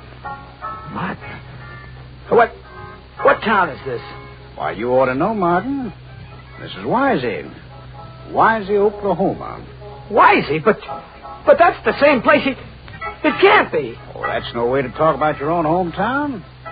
Of course, you've been away quite a few years. You look good now. Wouldn't you say I've changed? Oh, no more than's natural. Of course, you're only around 16 when you left. Kind of an advanced 16, though. Yeah? Ain't many kids of that age would have stuck up the bank, knocked off the night watchman. I'd kill him? Oh, don't get modest, fella. Sure. Old man Henshaw. Hey, I was near forgetting. You said you're hungry. Not anymore. Oh, come on, have something to eat. Don't you believe in putting anything in your stomach before doing a job? Doing a job? Me? Why do you think Why should I promise you $1,000? I don't remember. Oh, for Pete's sake, Martin. How many men have you killed that you don't remember a job like this? Never mind the act. Play it straight, huh? Okay. Don't get nasty. It's too late to talk business anyway. Come on, I got a room fixed up for you and back. Get a good night's sleep. We'll talk in the morning. About an old man that's lived way past his time, And about how you, going to take care of that. Martin, I sent for you because I need money. I ain't got any. My uncle has. Old man Carew. I'll get it from him. When he dies, I will. So? So I want him to die. Oh. I got $1,000 in cash. That's yours. For what?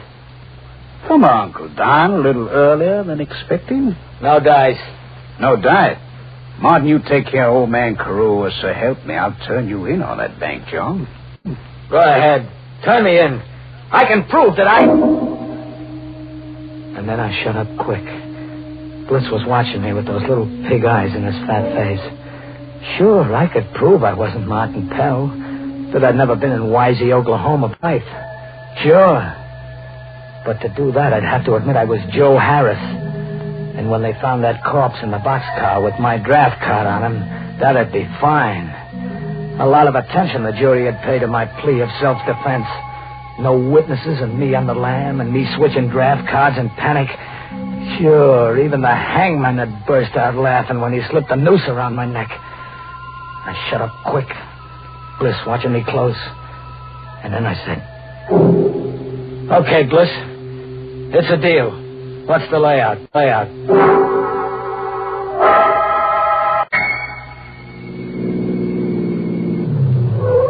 I'll pull in here. Trees will cover the car in case anybody happens to be out late on the highway. Can't be too careful. Ain't that so, Martin? That's so. It's only a short walk. Let's get going. Yeah. You better take this. What? Oh, a tire iron. I picked it up in a junkyard. They'll never trace it to me. It's for Old Man Carew. They bother you? I ain't used to them. Anymore, huh? The house. Old Man Carew never believed in buying curtains for the windows. There he is, rocking in his chair. Now watch the porch step. It's busted. I guess we knock. It's polite.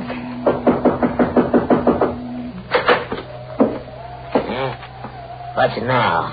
Uncle Carew. It's me. What you want? Just to come in. I brought a visitor. An old friend of yours.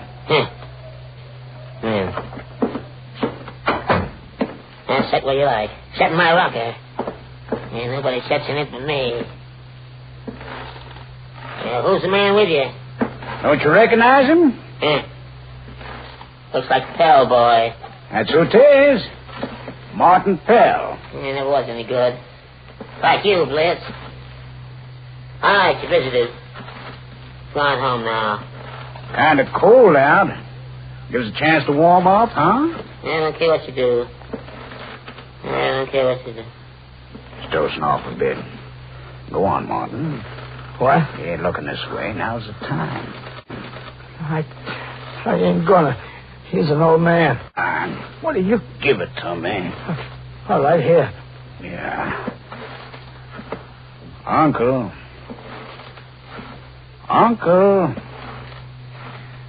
Yeah.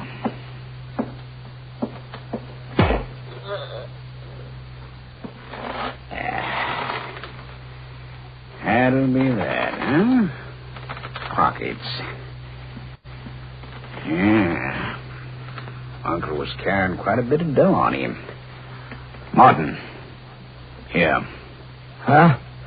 Here, take the money. It's very important. Oh, I'll put it in your pocket myself. That's very important. When they find you here, knocked out, tripping over that busted porch step, they'll know why you killed Old Man Carew. What are you talking about? Sure, and knowing your record, Martin, they'll never look for anybody else. Now, when they find you on the premises with the old man's docket and your fingerprints on the tire iron... No! That's right.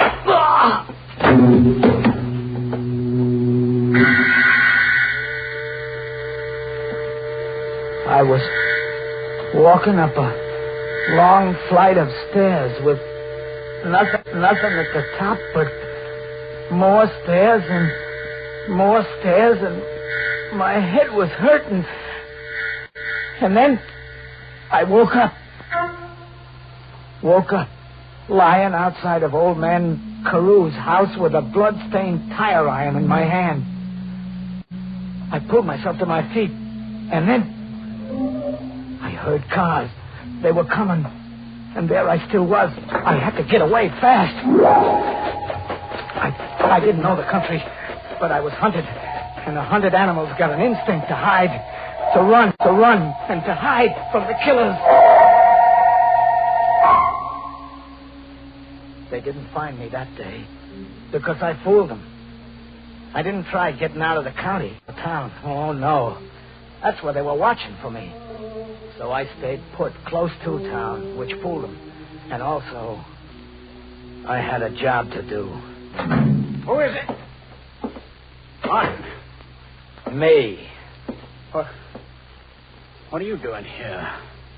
I got paid for a killing I didn't do. So I figured maybe I better do a killing now for no pay at all. Stay where you are. No, we're alone here. I got this knife. No. Blitz, you got a pencil? Pencil? Yeah, sure. Then sit down and write a little note about how you killed old man Carew. No. I got the knife against your heart. Sit down and write. All right. Oh. Just write. I killed my uncle because I wanted his money. You got it? Good. Got it. Now sign your name pretty. I signed it. Take that knife away. Sure. After right. Yeah. Goodbye, Mr. Bliss. Now, I better put the knife in your hand. Like this.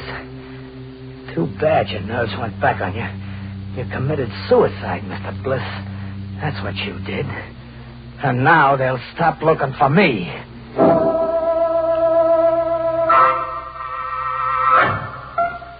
I holed in and waited until they found Bliss. So the law was called off. There was nobody to look for. So I headed for the water and stop and the freights because it was cold. And I was heading for sunshine. There was a train getting ready to head for the coast, so I sneaked close to it. On the far side, there was a couple of bulls around chewing the rag, but they didn't. I spotted an open boxcar and I climbed in. I got away. The bulls were coming along checking. One of them sounded like the guy that had thrown me off the night before. This time I didn't care. I was hoping he'd lock the door on me. So I curled up in a corner and waited. Yeah, Mike, that was quite a wreck they had up ahead. Quite a wreck. Held up the line for 24 hours. The freight here had already pulled out when word came in of the wreck up ahead, so they backed her right back here and let her stand. Well, she's on her way now. One of them sliding doors is open. Give me a hand with it. Hey, wait. If this is the same train. It can't be. This car. This train. This second would be over there. Let me see. The second. Yeah, it's the second. And under it. I gotta see. Yeah. It's him. Martin Pell. And I'm locked in with him. Me and Martin. The killers. We're going to the sunshine together. And that's how the cops will find us. Together. Him dead. And me. And me.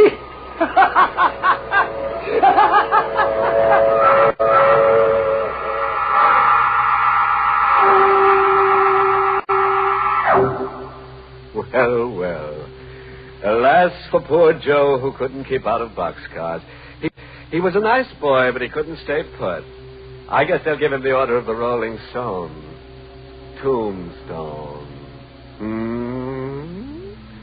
And believe you, when I hear a freight train whistling in the night, think of Joe and wonder, is he still in it with Martin rattling?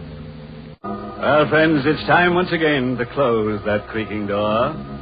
Until next week at the same time, when we'll be back with a little hunk of horror.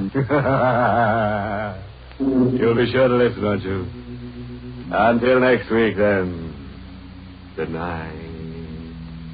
pleasant dreams.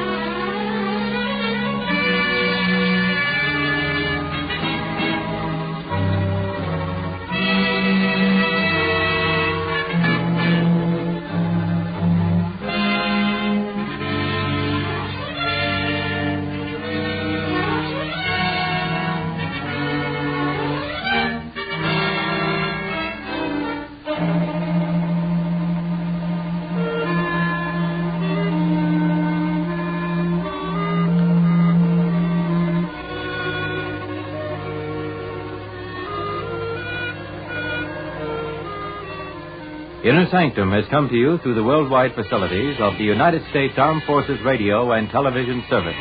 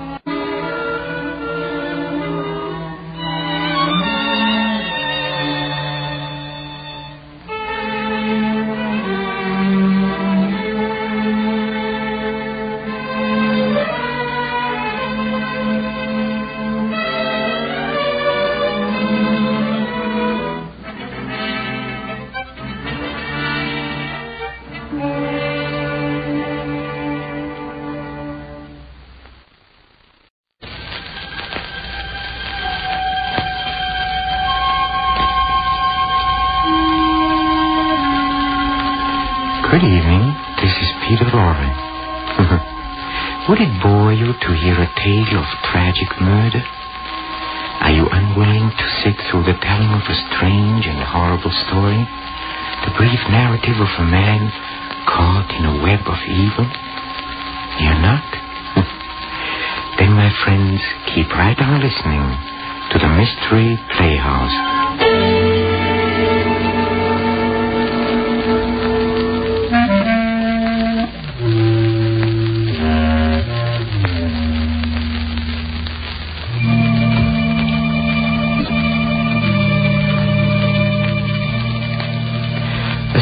Humor, I've heard it said many times, is of real benefit to him who possesses one. The sense has come to be so generally admired that it has attained the stature of a first-class virtue. Well, the fellow whom you're about to meet, while hardly falling into the virtuous category, he does have a sense of humor. Things like murder or hate and madness, or someone telling him his mother just died, practically rose him in the aisles. He loves a good, ghoulish joke. Oh, and he loves to tell them, too. He's about to start one now. So follow me, please, to the Inner Sanctum and your host, Raymond.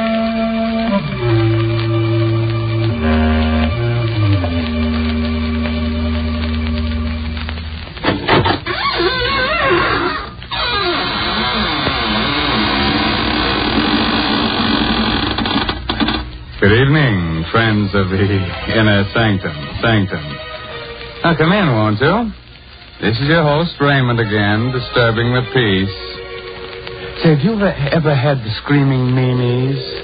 Did you ever get an attack of the yelling and wailing jitters? You walk in your sleep? Do you ever wake in the middle of the night shrieking at the top of your lungs? Oh, you do? Well, you must be a hard person to live with.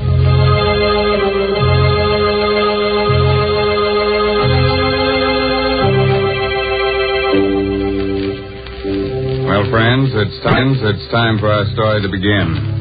From this point on, forget everything pleasant. Set a finger ready to chew on. Turn the lights down low. And listen to Peter Lorre tell you the blood-curdling tale, Death is a Joker. Come with me to the criminal courts building. A tense hush falls upon the spectators as Charles Luther takes the stand. Gentlemen of the jury, I'm accused of murder. I'm an actor, a comedian. Look at my face. Ugly, huh? Yes, so ugly that whoever looks at it laughs.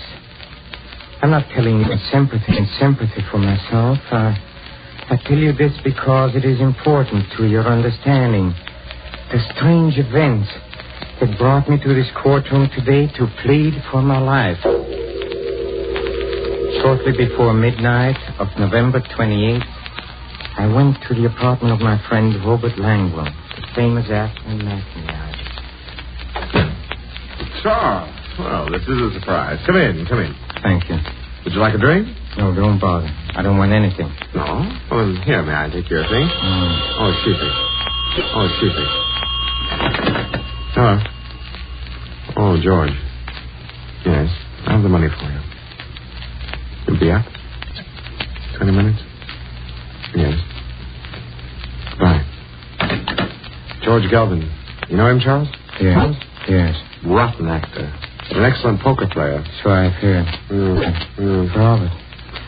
Robert, before leaving the theater tonight, someone told me that you and Julie Winthrop are going to be married. Is it true? Yes, we'll be married. Gets a decree in Reno. You must not marry Julie. Not marry Julie? Well, who can do? I know Julie well, and I also know you. That's why you must not marry her. Charles, it might be better for you to mind your own business. Julie and I are in love with each other. No, you're not. She's fascinated by your good looks. She's impressed by your fame, but she does not love you. Now, look here. We may be old friends, but I've stood all I'm going to. Wait a moment. I get it now. You're in love with her yourself. I'm in love with Julie. No, we are just friends. Friends?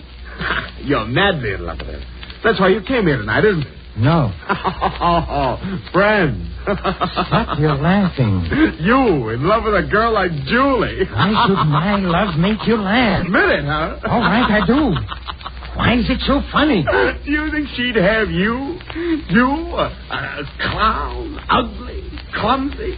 You in love with Julie? And why not? Why not? You!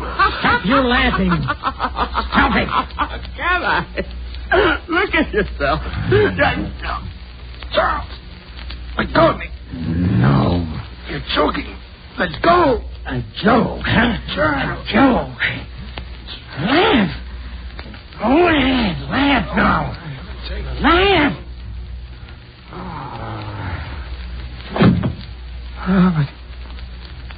Robert. I didn't mean it. Robert. Lord, what have I done?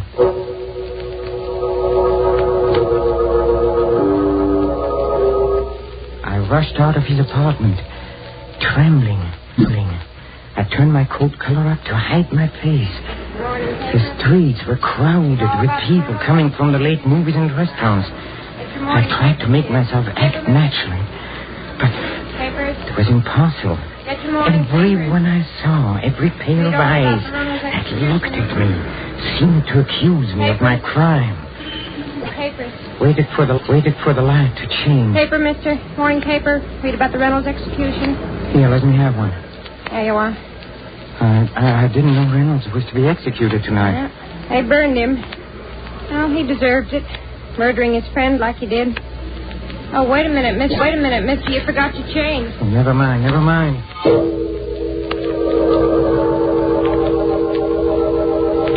I went to my apartment and the newspaper I had bought. There was a photograph of Reynolds on the first page.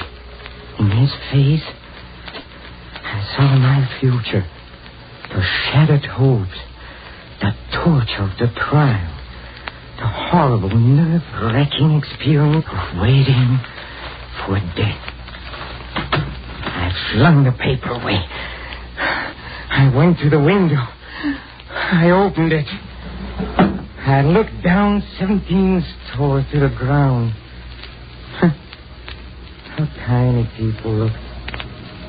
The automobile lights moved like so many fireflies. I climbed out on the edge. I braced my arms. I took a deep breath. One last look. I closed my eyes and... Doorbell rang. I hesitated a moment. I decided to answer it. I closed the window, went to the door. Hello, Charles. Julie. Why did you rush away from the theater tonight? I was anxious to talk to you. Talk to me about what? I need your advice, Charles.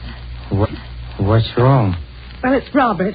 What happened? Well, nothing happened. It's just that I'm not sure I love him. I'm not sure. Yes, when I'm with him, everything seems all right. Handsome and charming, but when I'm alone, I begin to wonder and to doubt. Why? Can't you guess why? Yes. You love someone else? Yes. Oh, who is it? You. Me? Yes, that's what I came here to tell you. That's why I don't want to marry him. Me? Yes, I would have told you before, but I was so afraid of making a fool of myself. Wouldn't seem to care. I didn't care. Julie, this is crazy. I loved you from the moment I saw you. You loved me? Yes. But, darling, why didn't you tell me? Tell you? How could I? You're so young, so beautiful. And look at me. Ugly, clumsy. Oh, could I speak to you? Words without words. How you look means nothing to me. Nothing? Of course not, darling. How lucky we are we found out in time. In time? In time? Oh, merciful heavens. What a joke. What a joke. Charles, what's wrong? There's tears streaming down your face. Charles, you're hysterical. Now stop it. Stop it. Stop it. Julie, something you must know. Yes, Charles. I committed a murder. Murder? What are you talking about? I killed Robert. Killed Robert? Out of your mind. You don't know what you're saying. But it is true. I went to his apartment and we quarreled and I killed him. Oh, no. You told me a moment ago that you loved me. Do you still love me? Yes, Charles. And tell me what to do, Julie. Help me. I can't think. I don't know where to turn, but what can I do, Julie? What can I do?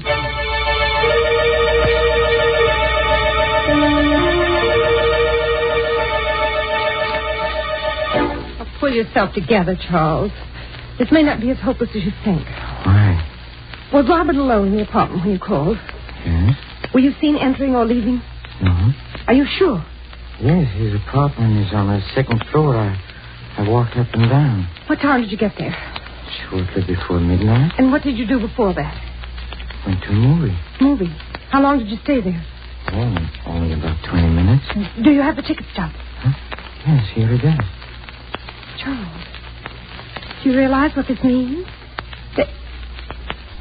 They may never find out about you. Never Find out? That's right. They won't suspect you since they can't know your motive. No one saw you enter or leave, and you have an excellent alibi. Okay. Alibi, Julie.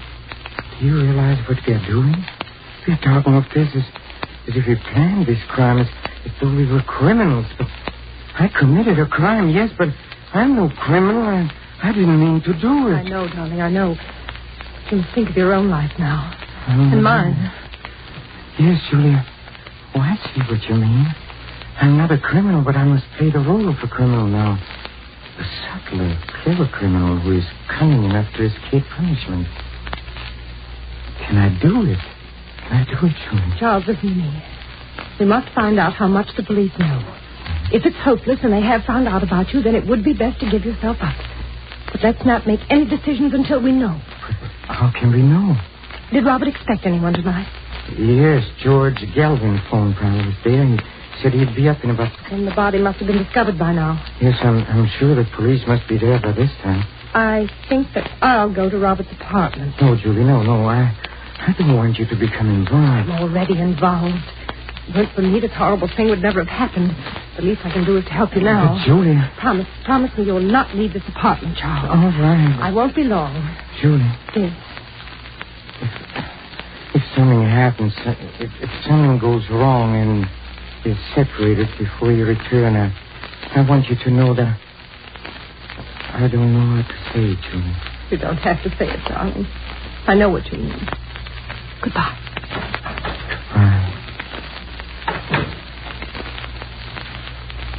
A criminal. I have to think like one, to act like one, have to be one. What question would they ask? Where were you at 12 o'clock midnight of November 28th? I was in a movie and here's the stop. Stop. No, they can see immediately that I'm lying. My voice shouldn't be so quick with the answer. Where were you at 12 midnight of November 28th? Where was I? Let me see. Well, I left the theater and I went to a movie. It was a very amusing picture. Very amusing. Can you prove what you say? Prove? Oh, I don't know. It'd be difficult. Well, I may have to ticket stuff somewhere. Yes, here. Let me show it to you. Here's it. Did you ever quarrel with Robert Langwell? Quarrel with... We were friends. We played in many shows together. We were on the best of terms. That's all, Mr. Luther. You may leave now. Yes, I can plead. It is possible. I can escape punishment. Police? Can it be the police? Maybe it is Julie. Good evening, Charles. George Gallup. I know it's rather late for an unexpected visit. Yes, it is. But this is important, Charles. A matter of life and death, you might say. What do you mean? Have you a cigarette? Huh? Yes, here. Thanks. What's the matter, Charles? Your hand's trembling. It's nothing. You don't seem to be your usual self this evening. No quips, no jokes. What's wrong? I don't always feel like joking. Yes, Charles. It's strange about human nature, isn't it? Who would have ever dreamed that tonight, a few minutes before midnight, you entered Robert Langwell's apartment, quarreled with him over Julie, and choked him to death? What are you talking about? You're an excellent actor, Charles. But your whiskey, save them for the footlights. Or the police. Police? Will you please tell me what all this is about? Still acting, Now, look, Charles. You killed Robert shortly before midnight tonight. You are mistaken. I was in a movie at that time. Oh, so that's your alibi. Very clever.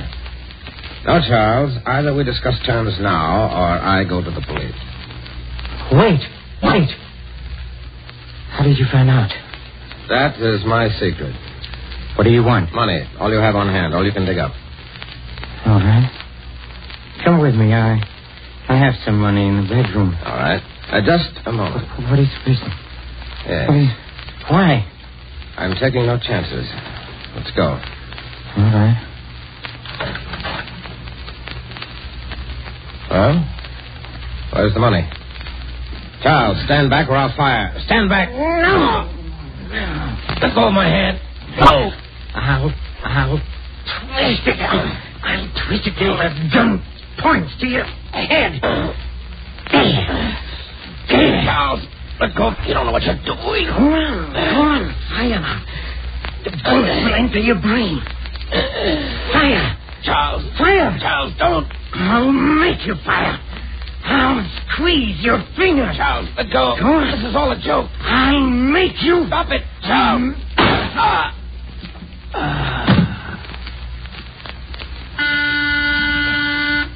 Just a second. Just a second. Charles. Darling, there's nothing more to worry about. Everything's all right now. We can be married and go on living and never fear anything. What makes you say that? Darling, you didn't commit a crime at all. Alive. Alive? Yes, he's downstairs now paying the taxi. Robert? He's alive? Yes.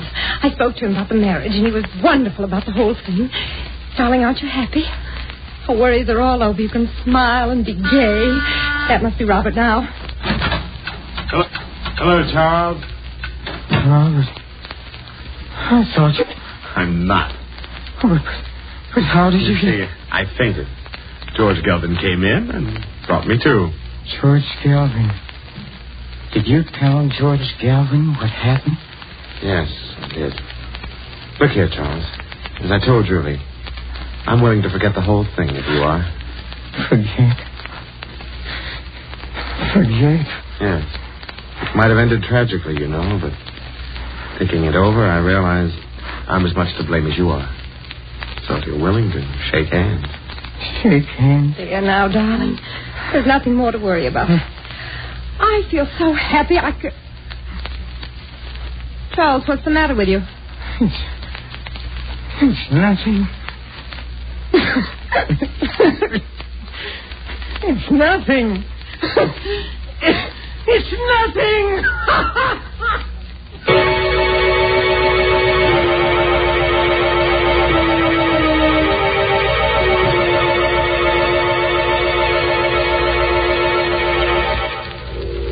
Gentlemen of the jury, I became a criminal all because I thought I had committed a crime and I had to think like a criminal. My motives were those of all men. I wanted happiness and wanted marriage to the woman I loved. What would you have done in my place?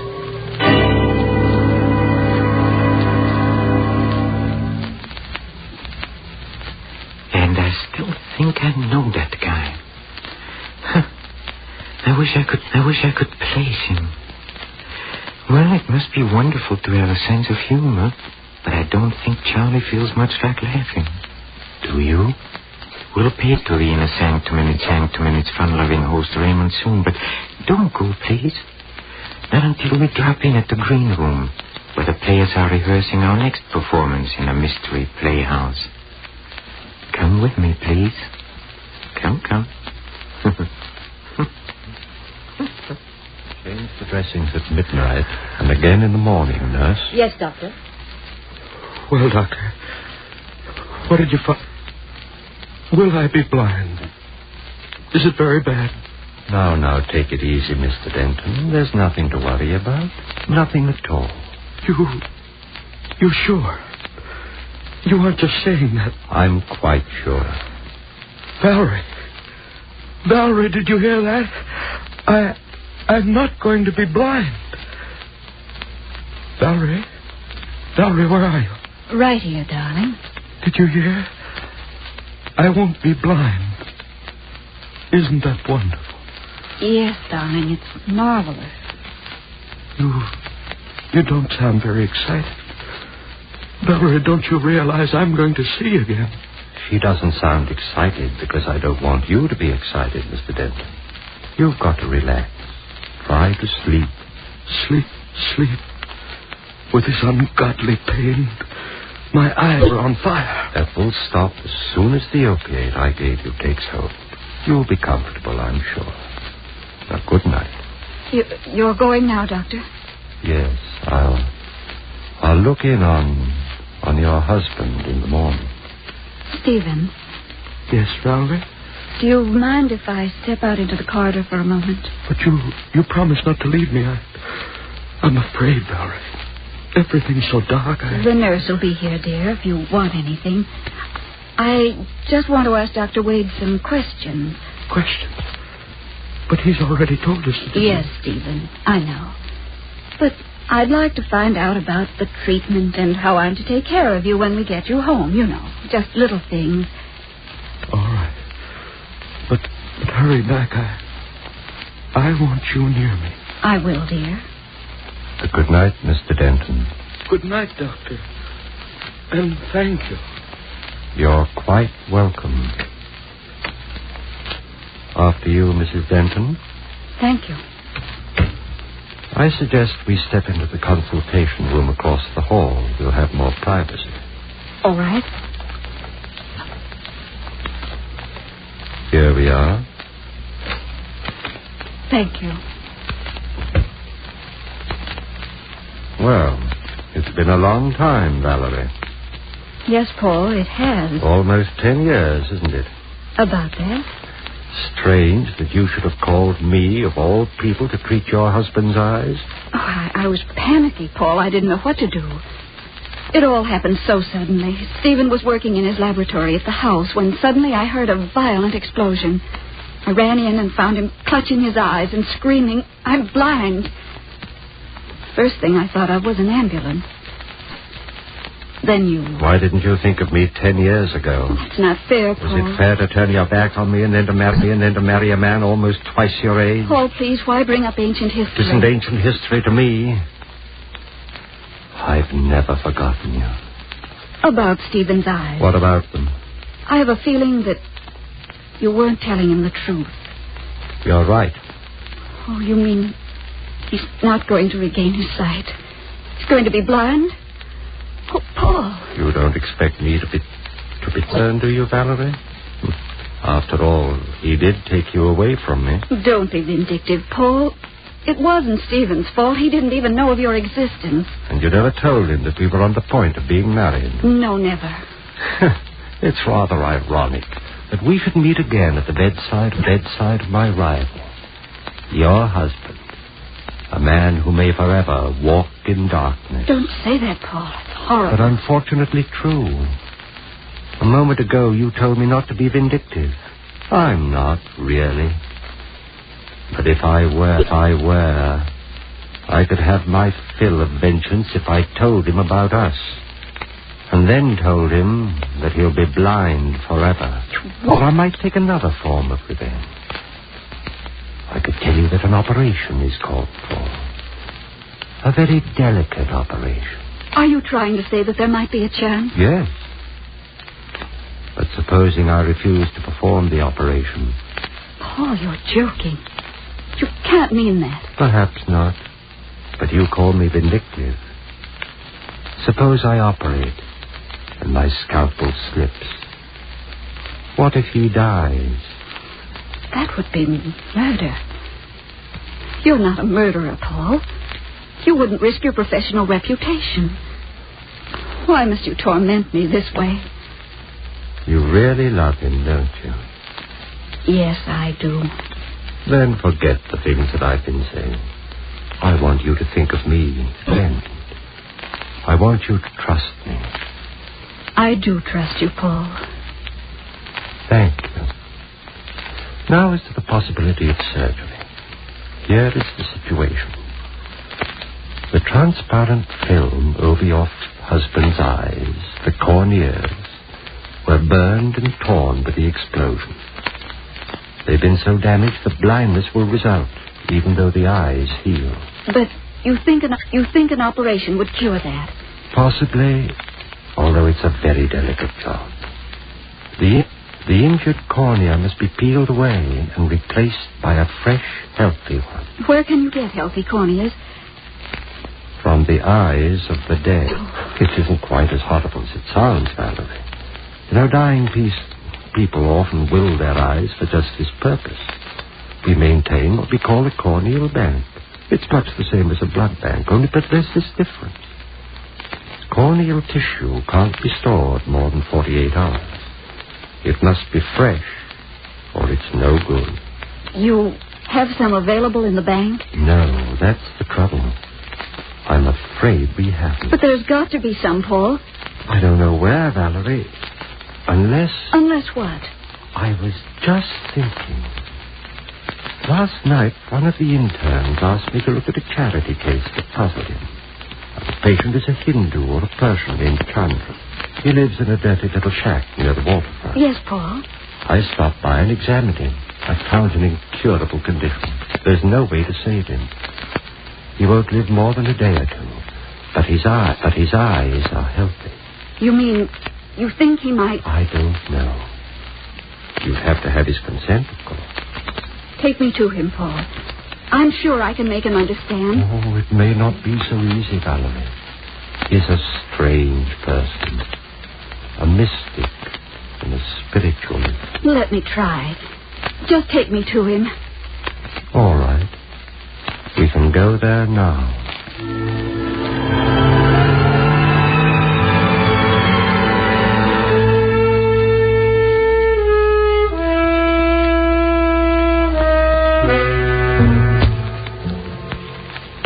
Doesn't the doctor sound familiar to you? Huh? That's right. It's Boris Karloff, up to his old tricks. I think it might amuse you to be on hand for our next performance, when we present Mr. Karloff and Creeps by Night. This is Peter Lorre closing the doors of the Mystery Playhouse. Good night, sweetheart.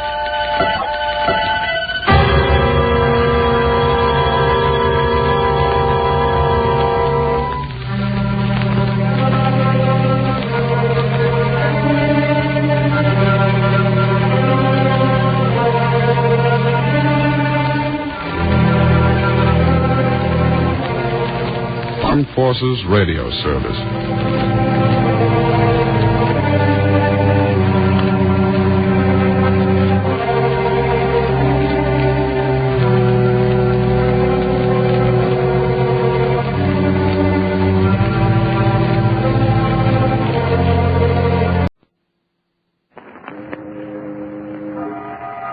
Boris Karloff on Inner Sanctum Mystery. Brought to you by the makers of Carter's Tales.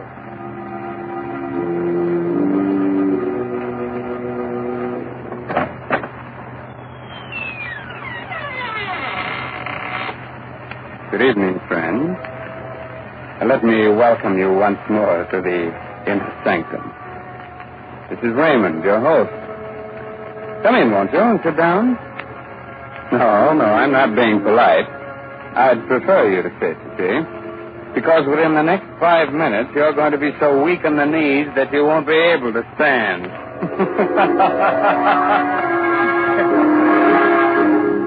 Inner Sanctum Mysteries again has the pleasure of bringing you the famous star of radio, screen, and stage, now featured in the current Broadway success, Arsenic and Old Lace, Boris Karloff. This evening, Mr. Karloff appears in Robert Newman's dramatization of Edgar Allan Poe's famous story, The Telltale Heart. Presented for your entertainment by the makers of Carter's Little Liver Pill, the best friend to your sunny disposition.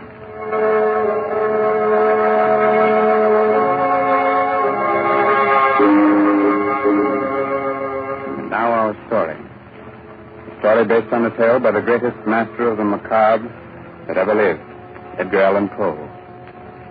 The story of a man who could hear not only every sound on earth, but even things that don't exist. So, turn down the lights, call in a friend or neighbor to keep you company, and listen to Boris Karloff as Simon in The Telltale Heart. It's early evening. The sun is just setting behind a range of low hills. On top of the nearest hill is a huge rambling building surrounded by park-like grounds. A road winds from its gates down to the little village below. Down this road comes a man.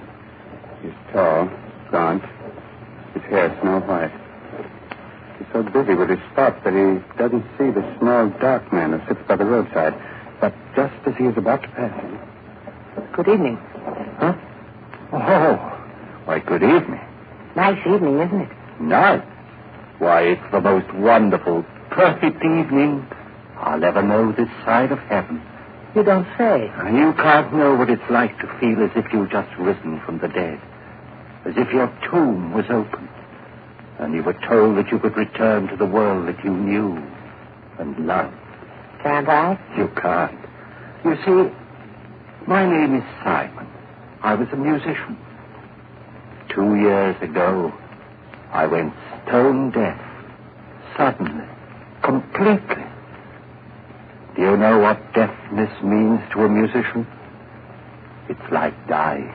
Or worse. Like dying and knowing that you're dead. Oh, I went to doctors, but they could do nothing for me. But finally, one of them sent me to see the doctor who has the place up on the hill here. Dr. Adair? Yes, Dr. Adair. He kept me with him for 6 months, and now I'm going home again. He cured you? You can hear? Hear? Listen. Listen hard, and tell me what you can hear right now. Nothing very much. The wind? Cricket?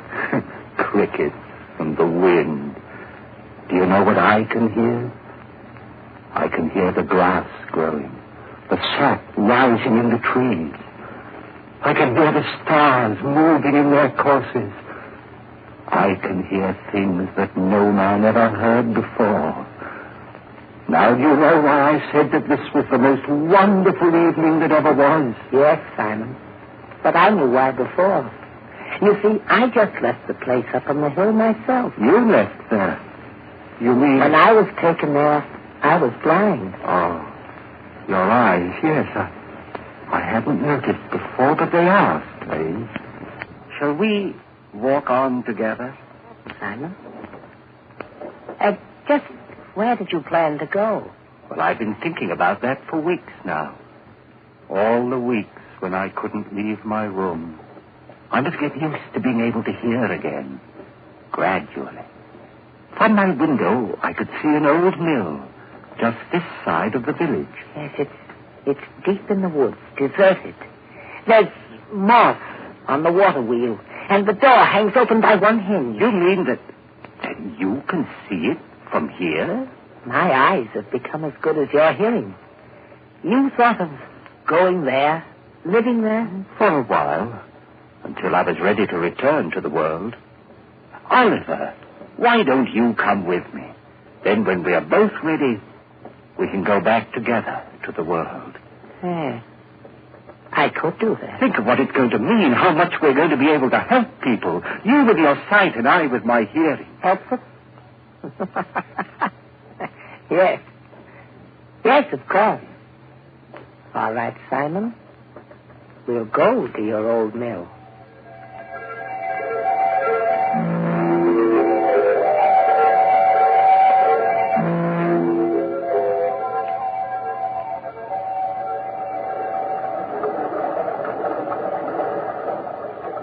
This way, Oliver. Up this path. What? Someone's coming. The farmer, he seems to be looking for something. Good evening. I'm looking for my cow. Have you seen her? Well, what kind of a cow is she? A brown and a white one with a crooked horn. Wait. I hear her. She's grazing in a field on the other side of the woods. Hear her? That's almost a mile from here. I have good ears. Good? You must have ears like a fox. But that field, that's the squire's. How did you get there? You think someone took her? Who would? Well, it's the squire's land, but he's the richest man around here. Why should he have taken my cow? Wait a minute. Let me see. Yes, I do see someone with your cow. He's just leaving her. You can see that? Right through the woods? I have good eyes. Who is it? What's he like? Is he tall, wearing a brown jacket? Yes. I knew it. It's the squire. He's trying to steal my cow. I'd better go get her. Thank you very much. Perhaps I'll see you both again. Perhaps. We'll both be staying around here for a while there in the old mill. Why did you tell him that, Oliver? Did you really see the squire taking his cow? I saw what he wanted me to see. What do you mean? He hates the squire because the squire's rich and he's poor. But what? Never mind, Simon. Shall we go on to the mill? Here we are. And it's just the way I knew it would be. Quiet, peaceful, no noises, just sound. And even those are dulled by the waterfall. Yes, it's just the way I knew it would be, too. Dark, dank. The home of the rats and spiders. We'll be happy living here with them. Happy with rats and spiders? Why? Because they're like me. Rats see in the dark, and spiders spin webs. I don't understand you, Oliver. Must you always see the worst, the most evil side of everything? Always. But why? Don't you love people?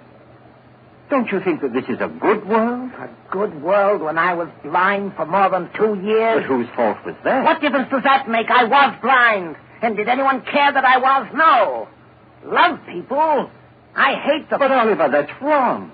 You've no right to hate anyone or anything. What's that? What? It sounds like wings, like... Yes, there it is, there. A swallow. Why, it's frightened, trying to get out. Why, it's beating itself against the wall and... Oh, poor thing, it's hurt itself. Fallen to the ground. I'd better catch it. Is it badly hurt? No, I don't think so.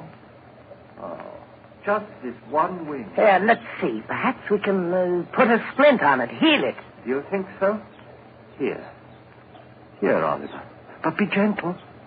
It's still terribly frightened. I will.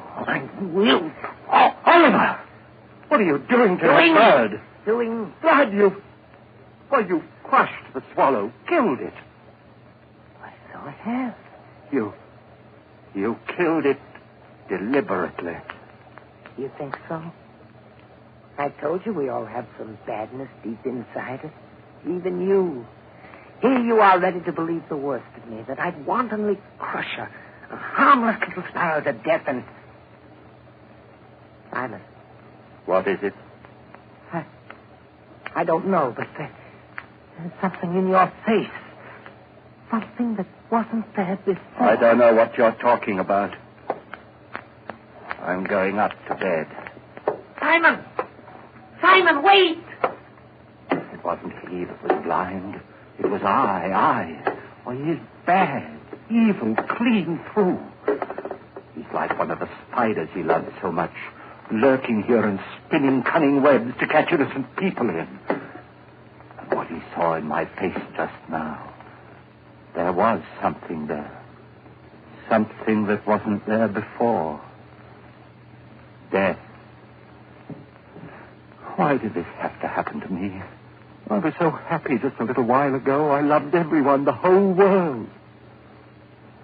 And now I have to kill him. And here I am, friend, Raymond, your host in the inner sanctum, who also loves everyone. So, Simon has decided he must murder his companion. Not because he wants to, but in order to keep him from spreading the hate and evil he seems to love. That's a charming idea. But if Oliver's eyes are as good as he says they are, good enough to see death in Simon's face, how will he be able to do it, Quite a problem, isn't it? Well, Raymond, everyone has problems. It's the answer that counts. It certainly does, Mr. Hurley, in a mystery drama. Yes, and in a domestic drama, too. If you don't believe it, listen to what Agnes Vale says to her husband at the dinner table. Oh, Bob, you haven't said a word about the cake, and I baked it especially for your birthday. After 30, no one wants to be reminded of birthdays. Oh, that's silly. Besides, a person's only as old as they feel. Well, if that was the case, I'd be about 60. You mean 90. No one could save up the grouch you've got in only 60 years. If you felt as irritable, low, and out of sorts as I have lately, you'd be grouchy, too. Of course I would. Anybody would. So the thing to do is not to feel that way. What can anyone do about it? Very simple, my dear. Try Carter's Little Liver Pills. Right. And when you don't feel good, try Carter's Little Liver Pills. They do the work of calomel but have no calomel in them, for they are simple pills made of vegetable drugs. They wake up the flow of one of our most vital digestive juices. When this vital juice flows at the rate of 2 pints a day, it helps to digest our food and bring back the glorious feeling that goes with regularity. Then most folks feel like happy days are here again. But be sure you get the genuine Carter's Little Liver Pill.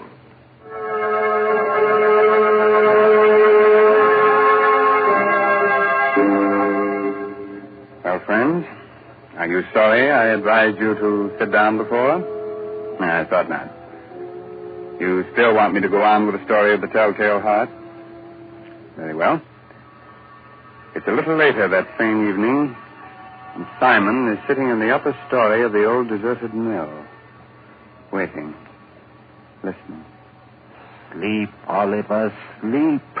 Aren't you ever going to sleep? Oh, I know you're lying down. I heard you getting undressed. I even heard the thread snap when you pulled that button off your shirt. But you're not asleep yet. I can tell by your breathing, the way your heart's beating. And that's what I must wait for. The time when you're really asleep. When you close those hawk eyes that can see even in the dark. That could read murder in my face when I didn't know it was there myself. Wait a minute. There. Now you're asleep. And now I must go. Easy with the door. Careful. And even more careful going down the stairs. Shh. Don't creak like that. Suppose he wakes. No, he can't. He won't wake up. He can't. And even if he does... here we are. The door to his room. How shall I do it? Those sacks he's using as a pillow. If I pulled them out and held them over his face and smothered him, that's it, yes. Then I wouldn't have to touch him. I wouldn't. Who's there? Who's there? There is someone there. I can see you. It's Simon. Yes, it's Simon. What do you want? What are you doing here? I know you've come to kill me. Yes, Oliver. I've come to kill you. But you can't do that. You can't. Yes, Oliver, I can. And I have to. Oh, please don't struggle like that. I'm stronger than you are. You can't get away from me. You can't. You can't.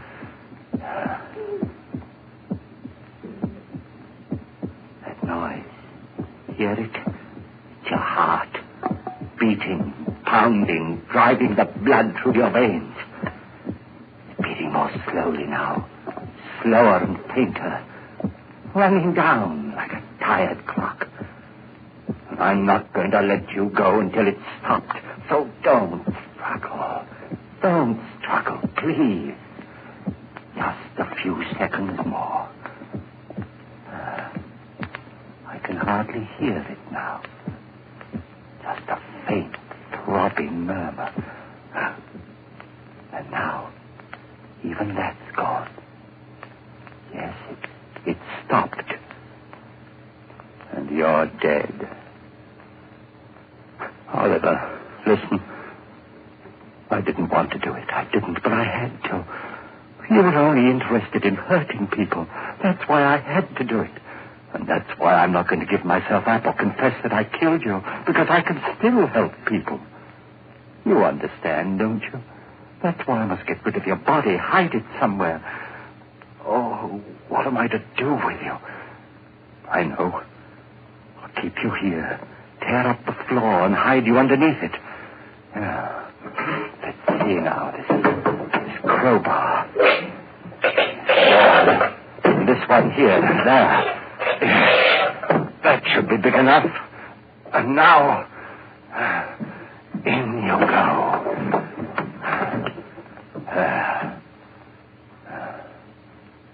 Goodbye, Oliver. Goodbye.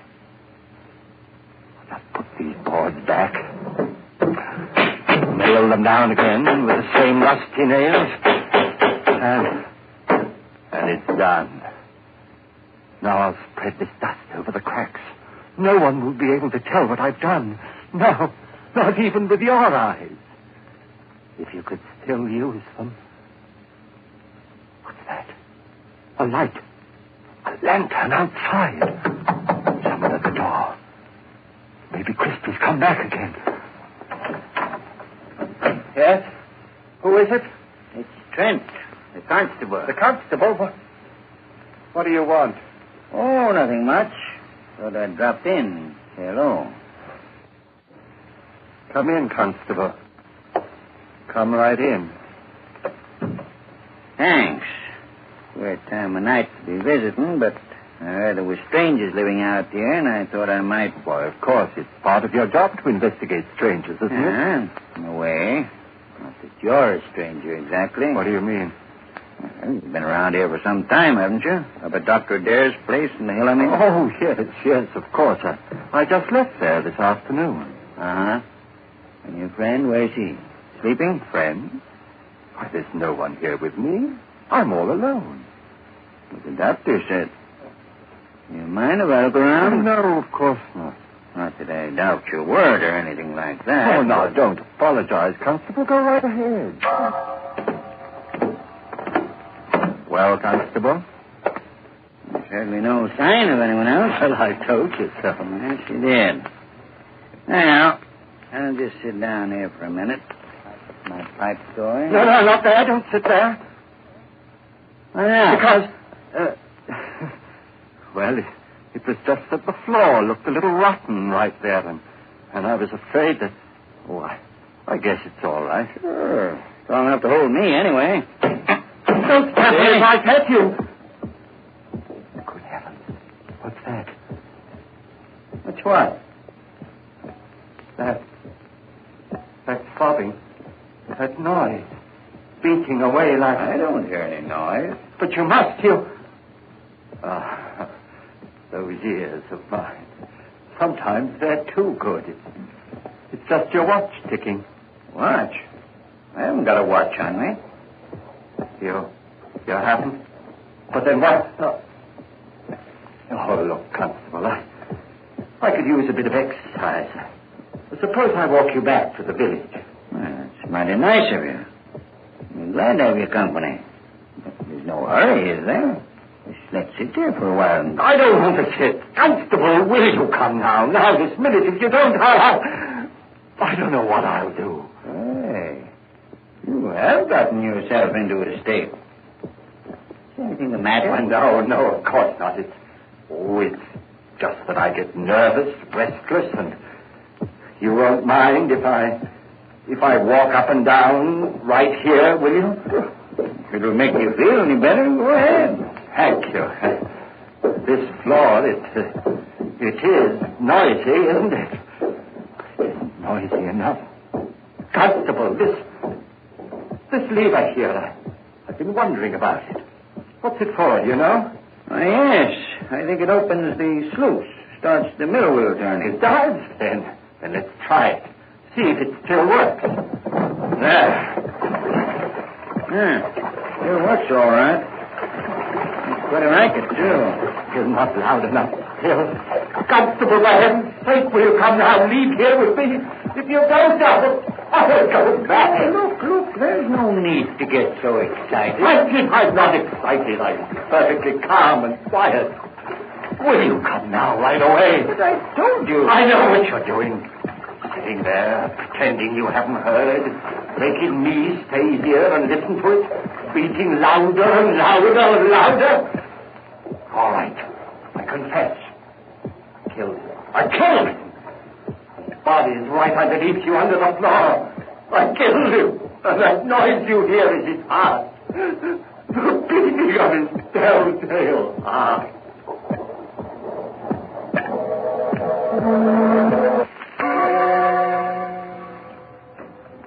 Hello, Dr. Adair. Oh, Constable, hello. Well, did you find them? Yes, Doctor.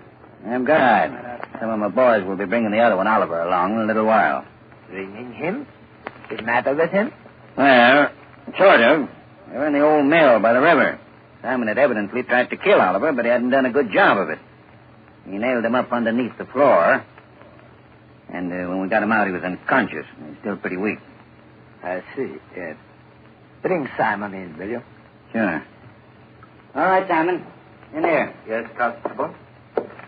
Now, turn him around so that he's facing me. That's it. Well, hello, Simon. Hello, Doctor. Simon, why did you run away from here this afternoon? Run away? I didn't run away. I left. What need was there for me to stay when I was cured? Oh. And what you did, or rather tried to do to Oliver? That was wrong. I know it was wrong, but I had to do it. He was bad, Doctor, bad. He hated everyone, wanted to hurt them, and I couldn't let him. You know, it's strange, Constable. 2 men, both mental cases because of a sudden affliction. But while Oliver's blindness made him hate, Simon's deafness filled him with love for all mankind.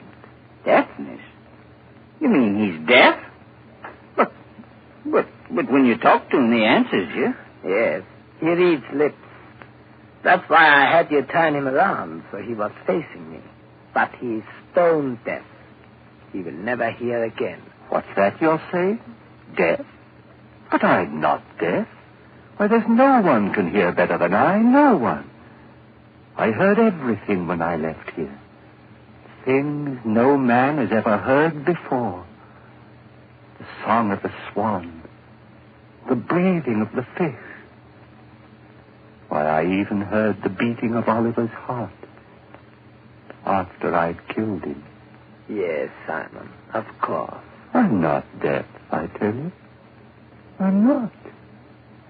I'm not.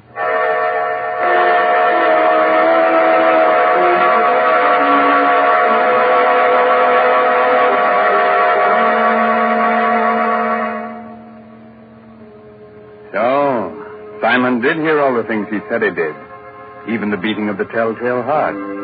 And not with his ears, but with something else deep inside his poor, sick brain. Speaking of telltale heart, I'm sorry, it's not a heart at all. It's just Mr. Hurley's knees knocking together. And if you think you're kidding, Raymond, you're crazy. Oh, I'm not kidding, Ed. In Mr. Karloff's audiences, that's the equivalent of applause. Since everyone's generally much too scared to show the usual approval with their hands. So we won't take any chances. We'll just use words and say, thanks, Boris Karloff, for your splendid performance of tonight's dramatization of Poe's The Telltale Heart. It was a pleasure, Raymond, to be able to bring our friends one of the world's most famous stories. And I'm very grateful to Everett Sloane as Oliver and Santos Ortiaga, who played Christie, for the help they gave me. So now I suggest that you listen to Ed Hurley, who has some helpful advice for which you may be very grateful. This is Raymond again, your host, getting ready to close that door to the inner sanctum and say goodnight until the same time next week. In the meantime, if you care to do a little bloodthirsty reading, try this month's Inner Sanctum novel, I'll Eat You Last, by H.C. Brandon. In case you've already read that, why not try some of the other stories by the author of tonight's mystery drama, Edgar Allan Poe? According to all critics, this writer has quite a future. Have a good night. Pleasant dreams, huh? Inner Sanctum Mysteries will be on the air again next Sunday night, same station, same time, with another chiller for thriller fans. So be with us then. This is Ed Hurley, speaking for the makers of Carter's Little Liver Pills and reminding you, when you don't feel good, try Carter's Little Liver Pills, the best friend to your sunny disposition. This is the Blue Network of the National Broadcasting Company. Inner Sanctum Mystery, brought to you by the makers of Carter's Pills.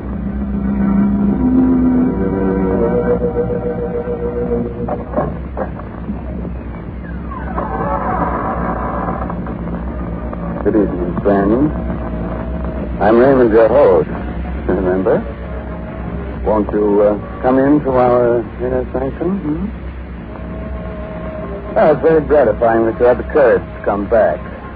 I was afraid our story last week might have been too much for you. But since it wasn't, suppose we see what you think of tonight's tale. The story of a strange, weird voyage that makes the ancient mariner look like one of the rover boys.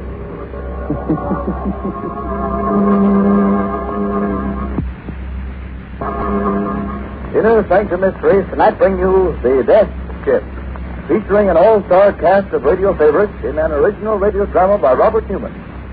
Presented for your entertainment by the makers of Carter's Little Liver Pills, the best friend to your sunny disposition.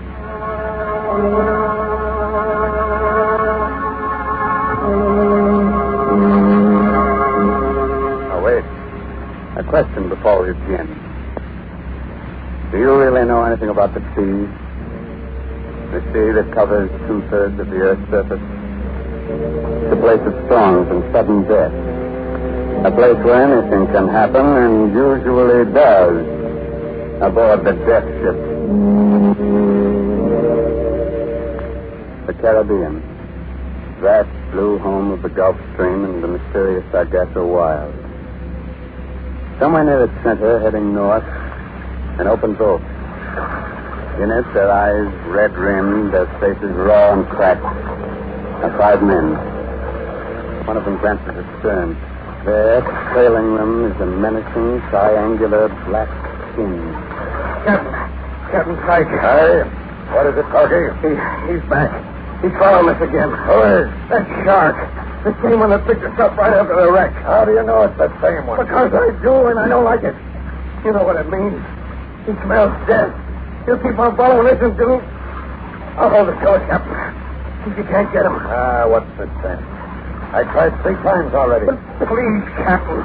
Well, give me the gun and let me try. Okay. Hold the tiller. Did you get him? Never even flinched. Maybe he'll go away when Josh dies. That's what he's waiting for. Yes, he isn't going to die. He isn't. With all his ribs stove in? Okay. He's breathing easy all the time. Besides, look. He's opening his eyes. Water. He's asking for water. I heard him. Aren't you going to give him any? Don't be a fool, Ben. You know he's dying. Water won't save him. There's hardly enough for the rest of us. He's entitled to his share, sir, and he can have my ration besides. Mine, too. Well, for my money, you're crazy, but... All right, Corky, force him out. Hurry to the cup. Okay, Captain. I think you're not too, Benson. But here you go. Thanks. Here you are, Josh. Here you are. Now drink this. Water. Good. Where am I? What happened? Don't you remember, Josh? The Mary Kay, that storm last night. We ran into a reef off Skeleton Key. Found it. All hands were lost except us. Some gear fell on you, and you got kind of hurt. Skeleton Key? I remember. My trick at the wheel. Captain Pike told me we were clear of the reef. To change that course. I did. And then You know, Captain Pike, you wanted to wreck the ship. What? You're crazy. You did. Piled her up for your insurance, and Corporal was in it with you. You had the lot caught out before we even struck. Well, if that's true, then what are we doing here in a whaleboat without any food and hardly any water? I kept sealed over after some here. You couldn't get the launch clear. You murdered down the whole ship company. And then I'm dying too. Well, I'm putting a curse on you, on both of you. A curse that'll follow you until... Josh! Josh! Poor Josh. He's dead. Okay. Heave him over the side. What? We can't do that, Captain. That's short. What do you want to do? Keep him here? I said heave him over. Listen, Captain. He was my pal. We shipped together for years. You bloody fool. Look over there. You see that black cloud? That's a squall coming. What chance do you think we'll have of living through it unless we light the ship? He's right, Spence. It isn't falling. And look! Look, they're running ahead of it, a sail, a ship. A ship? Where? You're right. It is a ship. A ship coming this way. We're saved. We're saved. Signal from Benson. Save to him. Ahoy there! Ahoy! Wait a minute. Before they get here, let's get something straight. What Josh said about me wrecking the Mary Kay. He was out of his head, see? Out of his head? Delirious. If you don't think so, well, I'd just as soon they found 3 dead men here as 1. You mean it? What do you say to that? I don't know. I was just thinking there was something funny about that ship. Funny? Funny how? Look at the way she's luffing, falling off. Right, that's so. But there was no one at the helm. But there is. You can see him. But can you see anyone else? Any crew? Listen, getting aboard her is our one chance. Put out those oars and start rowing. Aye, aye. Come on. Let's go.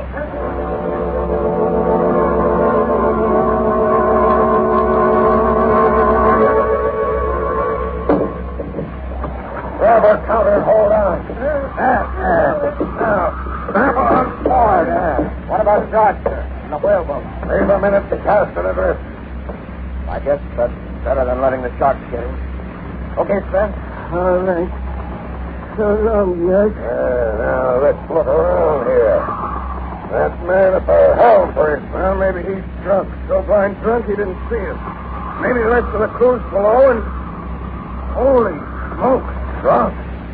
He's dead. Life to the wheel. But what killed him? Look at that look on his face. Burned black like he'd been scorched by hellfire. Ahoy, below there! Ahoy! Anyone about? There's no one below. There's no one on board but us and him. How do you know? Yes, too. This is a Dutch ship. A what? You heard of him.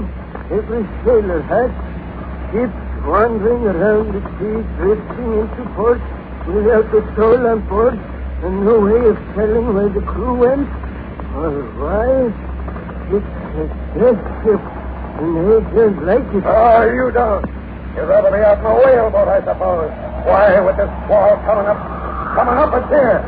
Take the wheel, Spence. Cut that body loose and heave it overboard. You orders. Up moving to the weak on the right side. Jump down.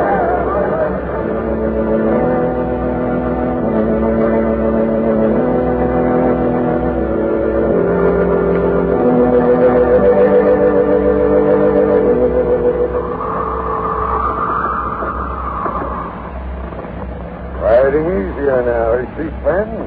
Yes, sir. We're still engaged in time. Well, keep her as she goes, due north and for the wind. Yes, sir. But it's getting pretty dark. I can't hardly see the compass anymore. I'll light the binnacle for you. There we are. So we got a ship under us again.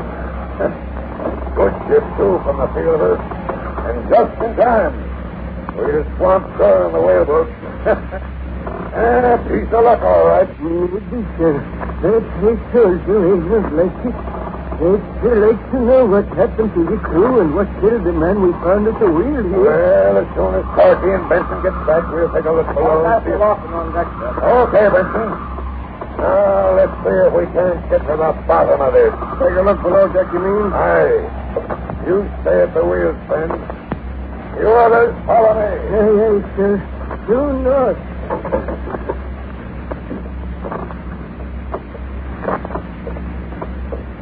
Get your gun ready, Captain? I have. No one in here. Ahoy! Anyone around? You suppose she sprang the leak and they thought she was sinking? Abandoned her? I doubt it. She don't ride as if she was waterlogged. What about a plague, sir? The whole crew dying off. It might be. Look in this cabin here. Really?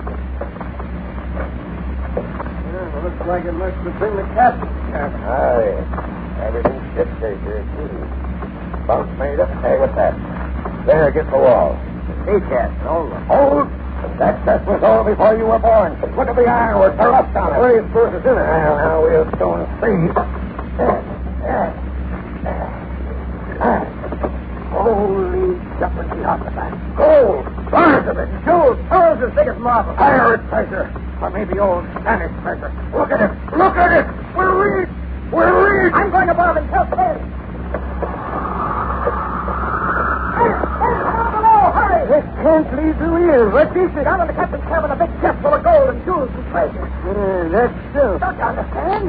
We're rich. Rich.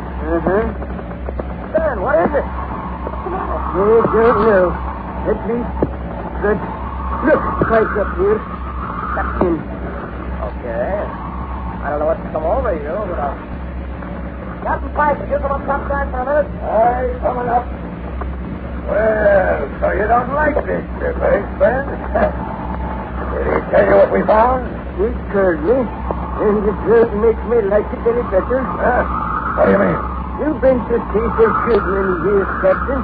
Yes, like I have. But have you ever heard of anything like this happening before? Like what? Then we get wrecked, dressed around for a day and a night, and out from boat, run into a ship without anyone on it. And then discover it's got treasure aboard.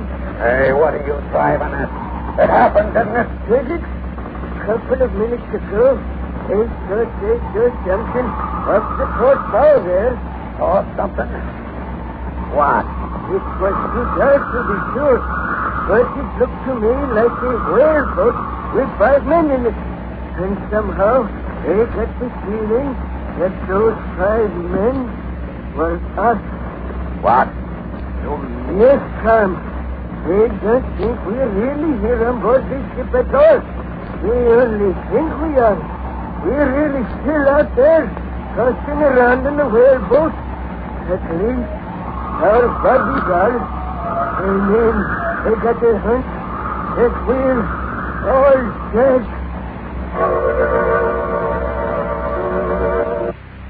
Buy Carter's Little Liver Pills. They do the work of calomel but have no calomel in them, for they are simple pills made of vegetable drugs. They wake up the flow of what are most vital digestive juices. When this vital juice flows at the rate of 2 pints a day, it helps to digest our food and bring back the glorious feeling that goes with regularity. Then most folks feel like happy days are here again. But be sure you get the genuine Carter's Little Liver Pills.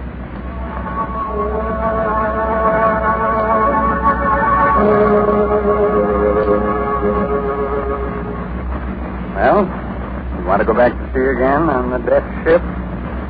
Very well. But if our course from now on is one that's never been sailed before, don't blame me. It's just a moment later now. The 3 men are still standing in the stern of the death ship. It scuds north through the darkness. Old Sven at the helm, Captain Pike, and Tom Sanctum staring at it. Dead? You think we're all dead? Wait till I tell this to Corker. Tell him to stop figuring out how much that treasure's worth because he'll never spend it. Because we're all ghosts. Fred, why don't you go below and lie down for a while? I'll take the wheel. You think you're crazy. All right. That makes you see there's a lot of things about this whole business that just don't make no sense. Like what? We still don't know why this ship was abandoned, what happened to the crew doers, and we don't know what killed the man we found lashed to the wheel. Well, no, we don't. Captain Pike, just come soon. The logbook. Hey, wouldn't that maybe tell us something? You're right. Finding that treasure got me so head up I never thought of that. Now, we'll go down and read it right now. Oh, sure you don't want Benson to take the wheel, Ben? No, Captain. I'll finish up this trick. You can take over at 8:30. Okay. Come on, Benson. We'll go look for the logbook and see. Oh, they seem crazy, eh? Well, we'll see.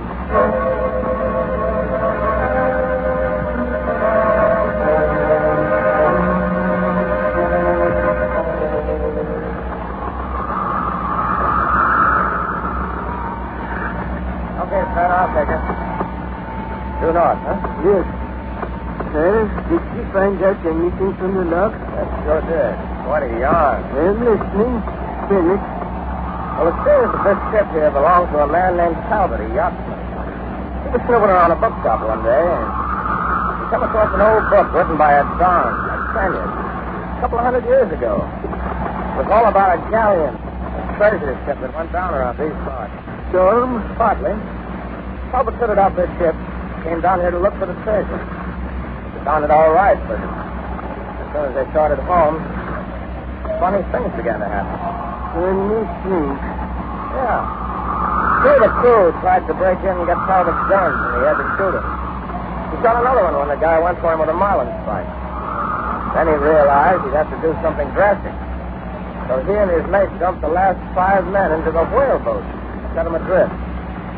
That left just the two of them, Talbot and the mate. And then?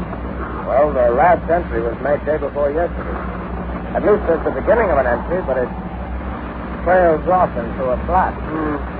He makes Phil Talbot. It must have been him we found last to the wheel. But we still don't know who or what is the mate. No, we don't. Hey, listen, Ben. Do you really think there's anything to this curse business? Gold is always a curse, Tom. You know what I would do if I could, Tom? I would take that ship and pitch it right over the side. You would, eh? Over my dead body. Oh, hello, Captain Pike. I didn't see you coming. That gold's going to make me a rich man. Make you a rich man? Well, all of us, Ben, all of us. That is, as soon as we get home. Yes, sir. Breezing right along, ain't she? Well, I think she could stand some more sail. Corky, come on up here. All right, Captain. Yes, sir. Let's go up. Put on more sail. How can you handle it? Up we go, Captain. More sail. Sure is full of night. At this trip, we ought to raise land by morning. Yes. Maybe. What do you mean, maybe? Hey, what was that? Sounded like Corky. Captain Pike, was that Corky? Aye, it was. This is putting on the rat line. Went over the side. That's footing. Aye. Too much rum, I guess. I'll put her about, see if we can't pick him up. Hold your course. We'll never be able to find them at night. Hold your course, I said. I'm going below. Corky. Overboard. Had been drinking, but... That wasn't why he fell. Did you see the butt of Pike's gun? There was blood on it. He clubbed him. Clubbed him? You mean killed him? Pike? Is there anything to be surprised at? Has he forgotten what Jack said before he died? That he left to marry Kay on purpose? I had forgotten. But if that's so, if he killed Corky, murdered him, then that's what he meant when he said he was going to be rich. Come, we're going to be next. Yeah? The heck we are. Hold the wheel while I get a marlin strike. Then when he comes back on deck, I'll jump him. Jump, yeah? You know what that is, Dr. Benson? Mutiny, you murderer. There we are, Benson. I ought to kill both of you for what you're doing. Conspiring against me. But I ain't going to make the same mistake Talbot made, kid. One man can't handle this ship, but two can. You killed Ben, you... That's how you, Benson. Yeah, I killed him. He was old, not as strong as you. Wouldn't have been as much use to me. You had to stay at the wheel. And hold that course due north.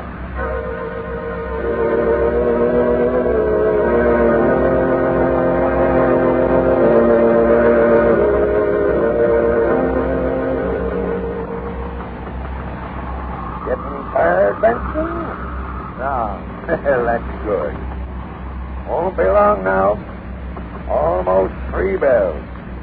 Sun will be coming up in a minute. When it does, I got a hunch we'll get a landfall. And then? What do you think? I don't think. I know. You'll kill me. Take her in by yourself. Smart boy, Vincent. That's just what I'm going to do. The Dons couldn't get the gold home, neither could Talbot, but I can, and I'm going to. Look, there's the sun, and ahead off there, off the port bow, land. Yeah, land. Okay, Vincent. Ready? Hey, what are you laughing at? You, go ahead and shoot. You think you can hurt me? You can't. I can't. Have you forgotten that whaleboat with the 5 men in it that Sven saw last night? The 5 men he said were us? Have you forgotten what he said that meant? We're sailing due north. The sun should be rising on the starboard side in the east, shouldn't it? But it's not. It's coming out to larboard in the west. Sun rising in the west? Why, it can't be. And still it is. And that land ahead there, it's not the coast. Don't you recognize it? It's Skeleton Key where you wrecked the Mary Kay. There's what's left of her. Now, do you understand? You're dead. You've been dead for 2 days. Dead and doomed to sail a death ship in a circle through all eternity. No, I'm not dead. I'm not dead. I'm not letting go. It's going. I'm not stay aboard here for a minute. He's going over the same. I'll board the line, and when he comes up, we'll... Oh, Ben! He isn't going to come up. The shark.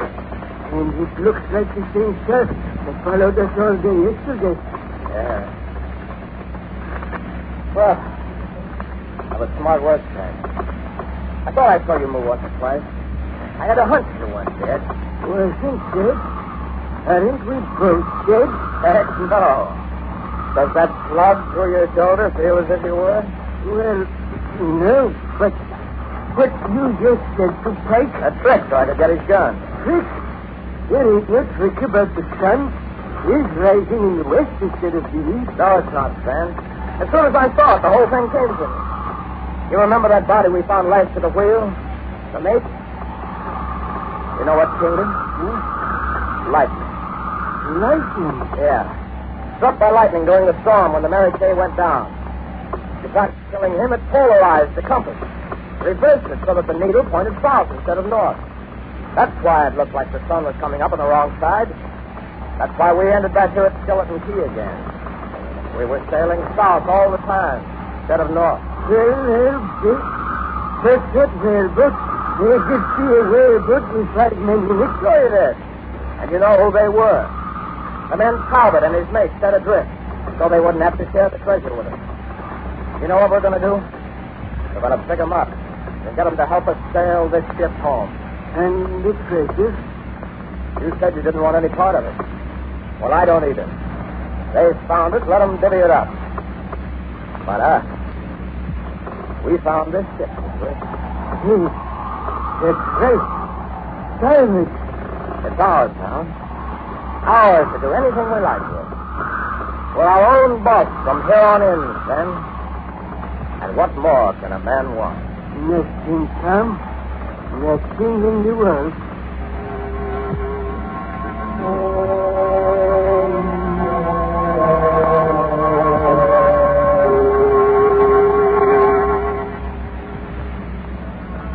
And that was the story of the death ship. The ship that sailed the Caribbean with a treasure aboard her and a dead man at the helm.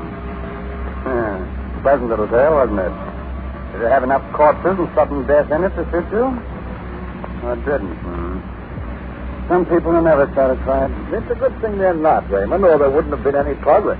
Oh, you mean we'd have to get along without such things as the telephone, the airplane, Electric light, the radio, and Carter's little liver pill. Heaven forbid. Yes, Raymond, scores of people would hate to be without Carter's little liver pill. Because they've learned that a mean, cranky, sour disposition due to irregularity often takes a decided change for the better soon after they try these simple little pills made of vegetable drugs. Yes. Now, be sure to mention that Carter's little liver pills do this by increasing the flow of a very important digestive juice. That's right, folks. And the name, Carter's little liver pills, tells us where that vital juice comes from. So next time you don't feel good, try Carter's little liver pills. And see if you don't agree that they're the best friends to your sunny disposition. 25 cents at all drugstores.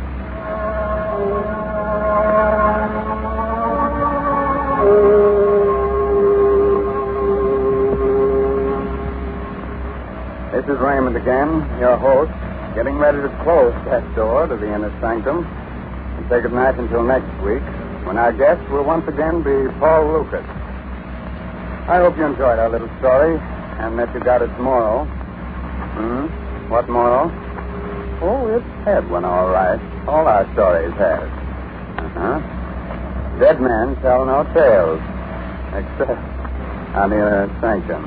So, next Sunday night, to overcome the hot weather, invite your friends in for a chilling evening and listen to Inner Sanctum Mystery. However, if you just can't wait till the coming Sunday for our next one, satisfy your craving for a good murder story by reading this month's Inner Sanctum Mystery novel, I'll Eat You Last, by H.C. Brendan. Good night. Sweet dreams.